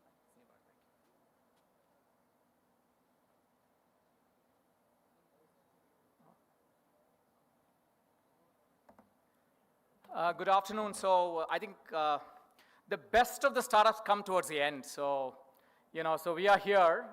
We are Astrome, and my name is Venki Kumaran, and I'm the president of Astrome. Just kind of wanting to first thank Sudhir and Dr. Vinodji and everybody who's actually made us to what we are today. Okay, so thank you so much, sir. So what's our vision? Our vision is basically to connect the unserved and the underserved in the world, okay? So to that extent, we have already kind of implemented, products from a terrestrial standpoint. So we are a company that primarily has patented phased array technology in wireless, and this is primarily in what we call the 80 gigahertz band, which is E band in terrestrial, which is the same thing which is called W band in space. So primarily we're kind of killing 2 birds in 1 stone. So what we are trying to do is we have proved the functionality of the patent that we have today on the ground, which will double up as a communication payload in space, and we are kind of focusing on W band as a futuristic, band for the LEO orbit. Okay, so a little on what is our success so far. We are a revenue generating. We are a VC-backed company. We primarily have international VCs on board today who have kind of helped us in our journey so far. We have recognition from none other than the Prime Minister of the country himself, as well as I should talk about, I know it's a space event, but I should talk about our country's focus on the startup ecosystem. And I would like to call upon basically, the Department of Telecommunications run by Ashwini ji, who actually helped us give the first, pilot contract to kind of get into the connectivity business on the terrestrial side. Okay, so this will only enable us to get into space very, very quickly. All right. And the second contract that we got was primarily on something very, very interesting. We just kind of struck the deal about 3 weeks ago. We kind of signed the first defense contract with the Indian Army, with the vice chief, primarily again for tactical communications and border connectivity in the country. Okay, so so what's our offerings in space, right? So number one is we are primarily focused on the midstream, which is we have a contract with the Indian Navy for developing user ground terminals. We are very strong on that particular piece, as well as the communication payload. So we could kind of do that entire, bringing the W-band spectrum into use is something that we are looking forward to right now. Apart from, space intelligence, which is the ELINT and SIGINT area for electronic warfare, is something that we're working very, very closely today with the defense forces. So why do you think we should work with Astrome? Primarily, we are kind of leading the way in terms of communications and looking at the next generation of connectivity, either from terrestrial or from space. And we will be one of the leaders in the futuristic band, which is W band, in the days to come. So with that, thank you very, very much for this opportunity, and thanks to ISRO, NSIL, and everybody who are here. Thank you for your patience, for listening to us. Thank you very much. Thank you very much, sir. That was Astrom Technologies, Mr. Kumaran. Thank you, sir. Now we have Sankhya Labs Private Limited, and may I invite Mr. Vivek Kimbahune.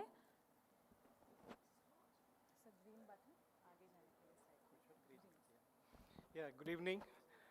First of all, many thanks to the organizers for this, mammoth gathering. And my job is a little bit difficult, primarily because it's easy to talk for 30 minutes, but very difficult to talk for 3 minutes. And then when you're the last but one speaker, it kind of makes it even more difficult. So I'll quickly talk about Sankhya Labs. As we started our journey in 2007 as a fabless semiconductor company. We were in fact India's, I don't say it with too much of pride, but we were India's first fabless semiconductor company. But over the years, we have evolved to be a system solutions company, having built solutions in the 5G O-RAN space, basically. And then we also are doing something very innovative on the ATSC 3.0 broadcast standard. And of course, SATCOM is one of the major verticals for Sankhya. So over the years, we have been awarded with a lot of prestigious awards world over.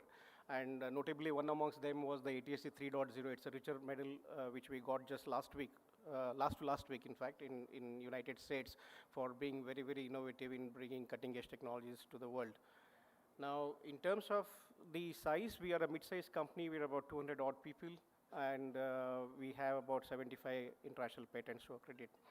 What I've been doing on the SATCOM space is basically we have been, ISRO's partners for over a decade now.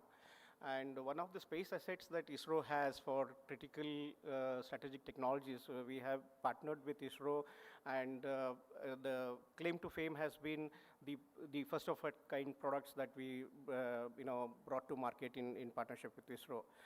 One amongst them, notable amongst them, I would say, is basically the world's first S-band satellite phone. Now, as you know, all the satellite phones that exist in the world today are on L-band. This is incidentally the world's first S-band satellite phone. It is basically a sleeve which adds to your Android phone, and your existing Android phone converts to a satellite phone. Now, this we did it 4 years back, and Apple just launched a service in the iPhone 14, which is essentially just a text service, but this can do voice, data, and short messaging service. So this was first of its kind product in the S-band space. The other notable project is we have, as you know, Indian Railways is one of the biggest networks in the world, railway networks in the world, and we have deployed our modems on Indian Railways. About 3,000 trains are equipped with our modems, and for that, hub baseband and terminals were all provided by Sankhya Labs. And recently, we are doing a project for coastal security where our terminals are getting on board the fishing vessels. And this is basically a large project and has strategic importance for the country as well. Yeah, in terms of the expertise, we are probably one of those companies which has expertise from chipset to field deployment expertise. We are now manning the network for coastal security for one of the states now, where the fishing vessels are deployed with that. And for that, we have done complete end-to-end. We pretty much do the terminals, we do the hub baseband, we do the end-user application and all of those. Now, what do we look for in an ideal partner is typically an innovative capability, and like I said, we have 75 plus international patents, and also an ability to lead in the technology space. And as you can note, in the interest of time, I'll not walk you through all the points, but basically, we have a lot of first to our credit, and as a solution provider, we have the capability from end to end. Thank you very much, and I appreciate your patience. Thank you very much. Thank you very much, Mr. Kimbahune. And now we have Sai Pranav Industries. May I invite Mr. Vivek Sitaraman.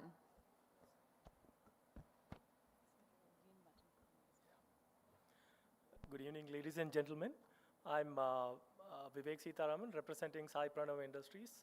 We are a Chennai-based aerospace and defense component manufacturing. We've been catering to the requirements of ISRO since the last 3 decades. And primarily, we could call that we have been nurtured by ISRO right from their sounding rocket days. So we have been catering into the metallic stage separation systems for PSLV, GSLV, and Gaganyaan program, as well as for the DRDO programs catering to the missile programs, all in the stage separation systems.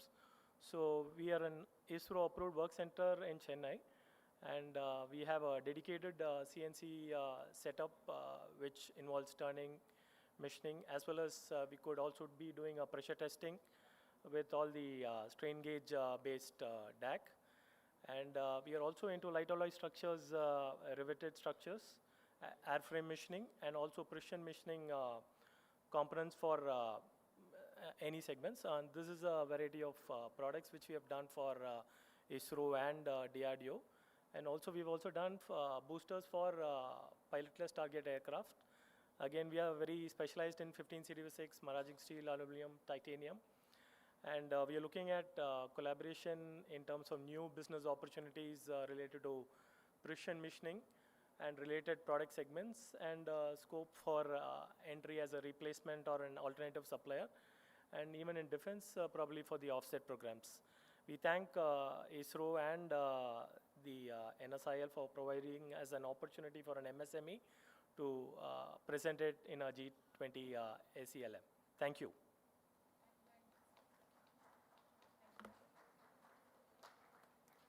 Thank you very much, sir. That was Mr. Sitaraman. And ladies and gentlemen, now from Dhruva Space, we have Mr. Kranti, after which we have Data Pattern, and we also have Premier Explosives Limited, Galaxy, and Aiden Technologies. So I'm going to request them to please be close to the podium. With that, from Dhruva Space, let's now invite Mr. Kranti. Thank you. At Dhruva Space, we're a full-stack space engineering company. We work across the space, launch, and the ground segment. For our clients, we build the satellites. We have our own deployment systems that we integrate the satellites with the launch vehicles. We deploy ground stations. So end-to-end from your mission needs, we just have to understand what is the payload that you want to fly or what is the application that you want to develop, and we build it.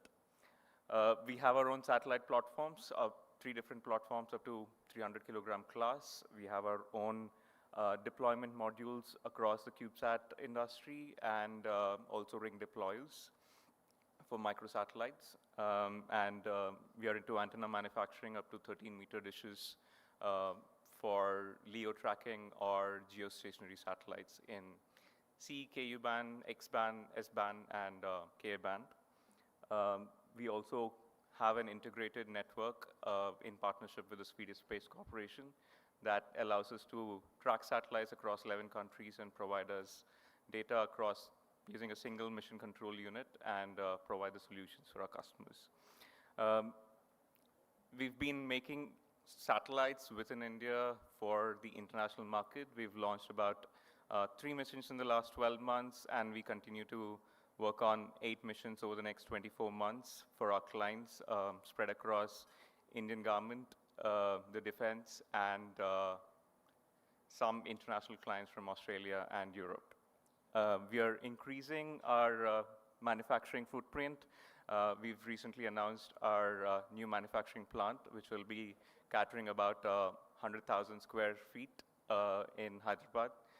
And we are looking forward to working with people who are to build satellites or look at capacity addition in terms of manufacturing from India. Thank you.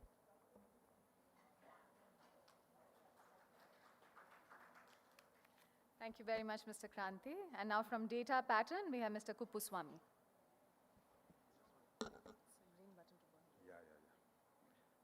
Good evening, everybody.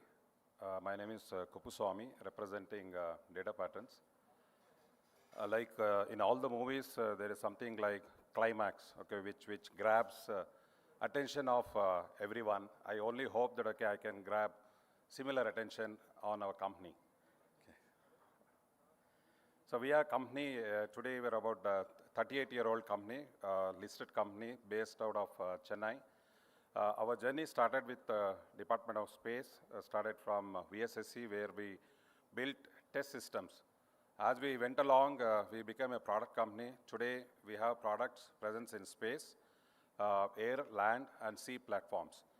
We are a company with a team size of about 1,100 people and close to 600 people are in design and development.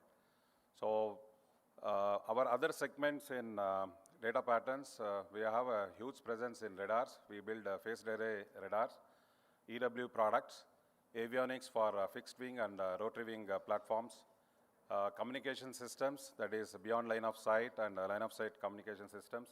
With ISRO, we started building satellites. So we are part of 4 satellites with the ISRO program and 3 on our own we have built for private industries.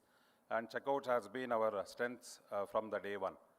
This is our production facility in Chennai. So we have about 200,000 square feet area, clean room, pick and place, manufacturing, high reliable electronics. We also have environment test facilities to support the environment test requirements of these products. So like I said, our journey started with the countdown checkout system with ISRO way back. This is on a second launch pad where almost all subsystems of launch vehicles we have provided checkouts. This is one of our satellites recently that we have developed for a university, Thapar University, with the MWIR payload as one of the item added onto that. This is about 15 kg equivalent product and 2 more for a private company we have done. The theme being space here, I'm restricting our exposure towards the space, but otherwise we have many other products in a different domain. These are the building blocks designed, developed, manufactured by data patterns, and for all the platform these can be reused and we can build an end product. These are some of the images through ISRO we have taken. My customer base, a little of customer side. What we can offer is we can build to spec kind of a products in satellites, build to print. We can be a supporting arm for product design and development in satellites. Thank you very much. Thank you. Thank you very much, Mr. Swami. And with that, ladies and gentlemen, we have Premier Explosives now. And I invite Mr. Chaudhary to kindly join us. He's next. So we invite Galaxy. From Galaxy, we'd like to invite Mr. Sriram. Green button to go ahead on the slides. So, dignitaries on the stage, delegations from everywhere, greetings one and all. So I'll be talking about a startup, Galaxy Space. So Galaxy is a space tech startup incubated in IIT Madras. We are an Earth observation data provider and we work on data as a service model. And we are building the highest resolution multi-sensor satellite. The sensors being a synthetic aperture radar and an optical sensor. So now these 2 data sets are available independently with the industry, right? But both of them individually have their drawbacks. SAR is unintuitive, but it is very informative, and it is available at all times, irrespective of weather or if it's day or night. But optical, it is hardly available. Now, combining the 2, we get the best of both worlds. This is our patented co-registered data set. Now here's a brief tech stack of what our company is doing. So we are due to launch our first satellite at the end of 2024, and we aim to have a constellation of satellites by 2027. The first satellite is a small sat category, less than 150 kg with sub-meter resolution for both SAR and optical, and it is available for on-demand tasking. Meanwhile, we are also working on downscaling and miniaturizing the payload for operations on other aerial platforms. Now, what does this ecosystem look like? Now, we are one of the data providers, and this is required by the geospatial solutions and services industry, the marketplace where the data is consumed, and platforms where the data works on the back end. Finally, we have our consumers requiring risk assessment, asset monitoring, supply chain management for a range of sectors like utility, forestry, agriculture, mining, real estate, and so on. Now, we are a team of 40 people operating out of Bangalore, and the company is a brainchild of 5 founders who were earlier part of a team called Avishkar Hyperloop, who competed in Elon Musk's Hyperloop competition and were the only team from Asia to be qualified. Now, we then incorporated in May 2021, and in 2 years, we have successfully raised a seed round with 3.6 million USD. Our top advisors are ex-DRDO chairmen and people from Google, Infosys, and so on. Right? Now, these are my contact details. Do reach out to me with any questions you have. Thank you and have a nice evening. Thank you very much, Mr. Sriram. And with that, ladies and gentlemen, we have from Aiden Technologies, Mr. V.K. Kannan. And that also happens to be our final presentation, ladies and gentlemen, before the closing remarks. The green buttons are for...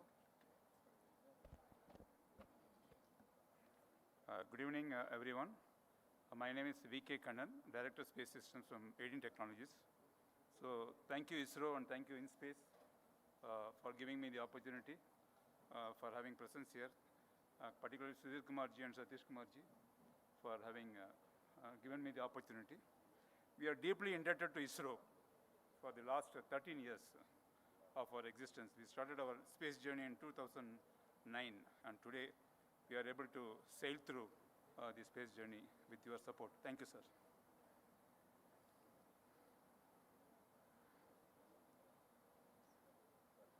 Yeah, this is our, this is my name. This is our broad verticals. So we started our journey in the services, and we have been associated with ISRO, particularly in the C-band transponder, transmitter receiver packages, and we gone through almost like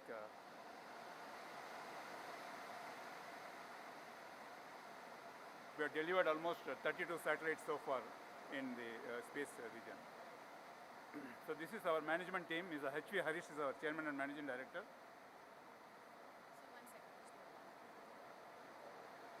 Rain. Rain. Thank you. So Mr. Vinay Chandran is our executive director from USA, and Dr. Revankar, ex-director DARE. He is our director of Micro, and my name is V.K. Kannan, graduated from Indian Institute of Science, CEDT, in 1986.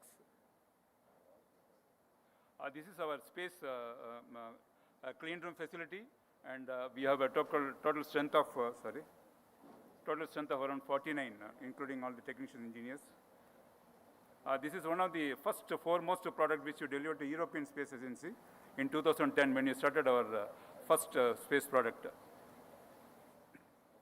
These are some of the products which are delivered to ISRO in the last 13 years. We have been working on C-band transponder, S-band, X-band, KV-band. So specialize in the RF packages, fabrication, testing area, and also some of the accessories. And this our technical strength is around 40.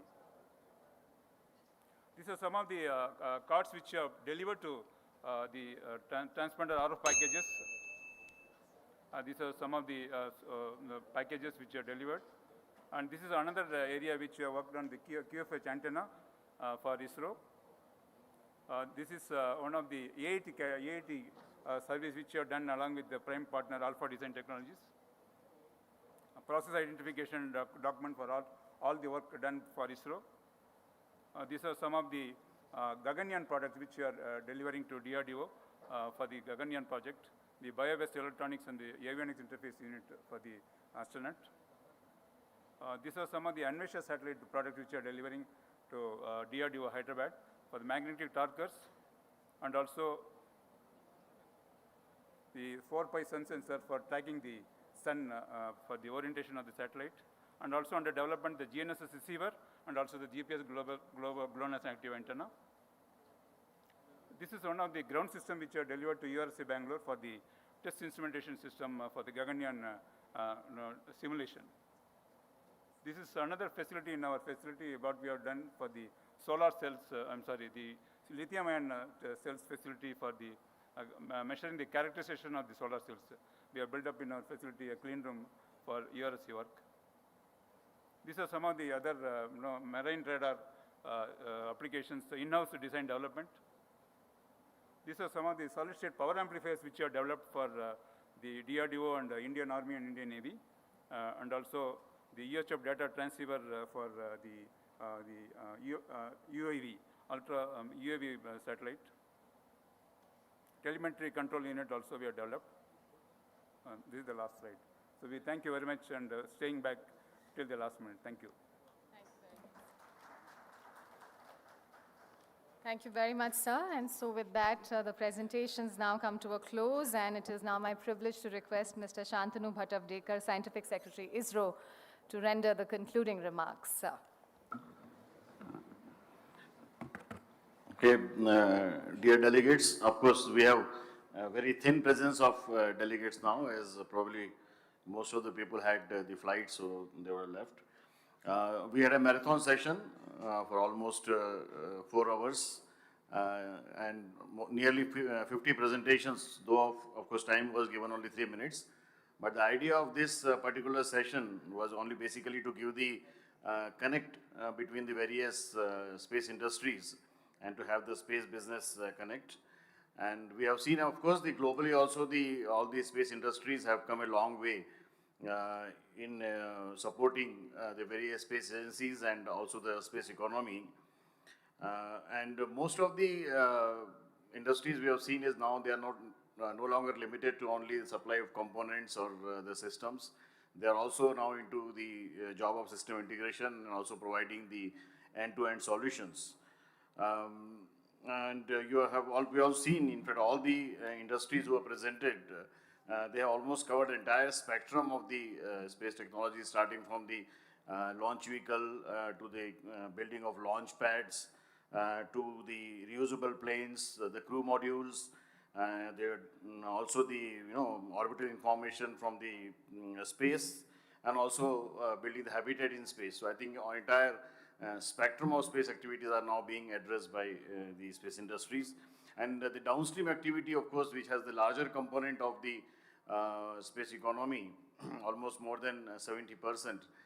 There also we have large number of geospatial industry players who are now playing a role not only as a data provider, but as a solution provider.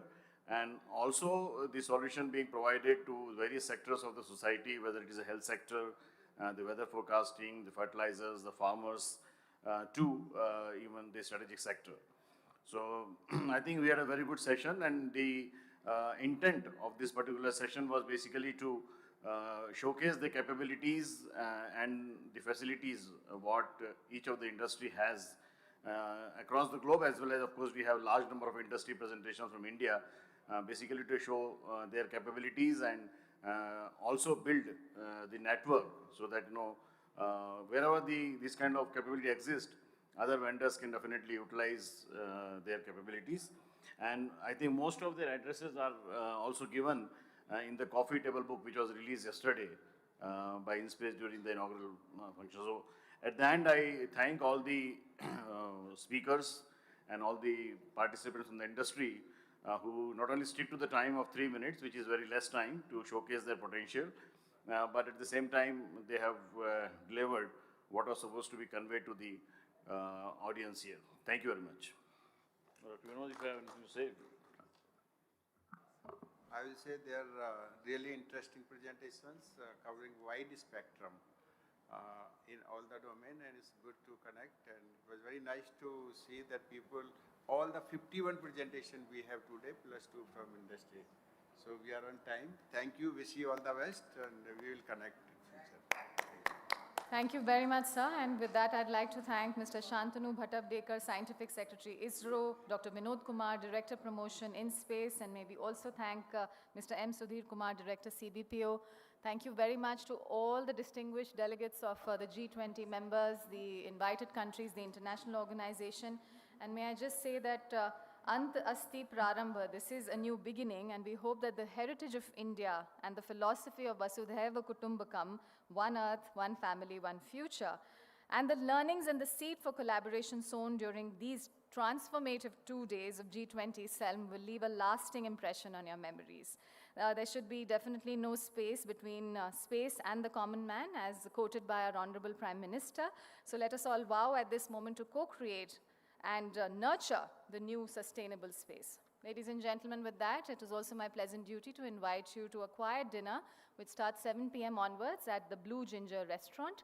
Thank you very much once again for being an integral part of these 2 days of the 4th edition of the Space Economy Leaders Meeting. Thank you, ladies and gentlemen.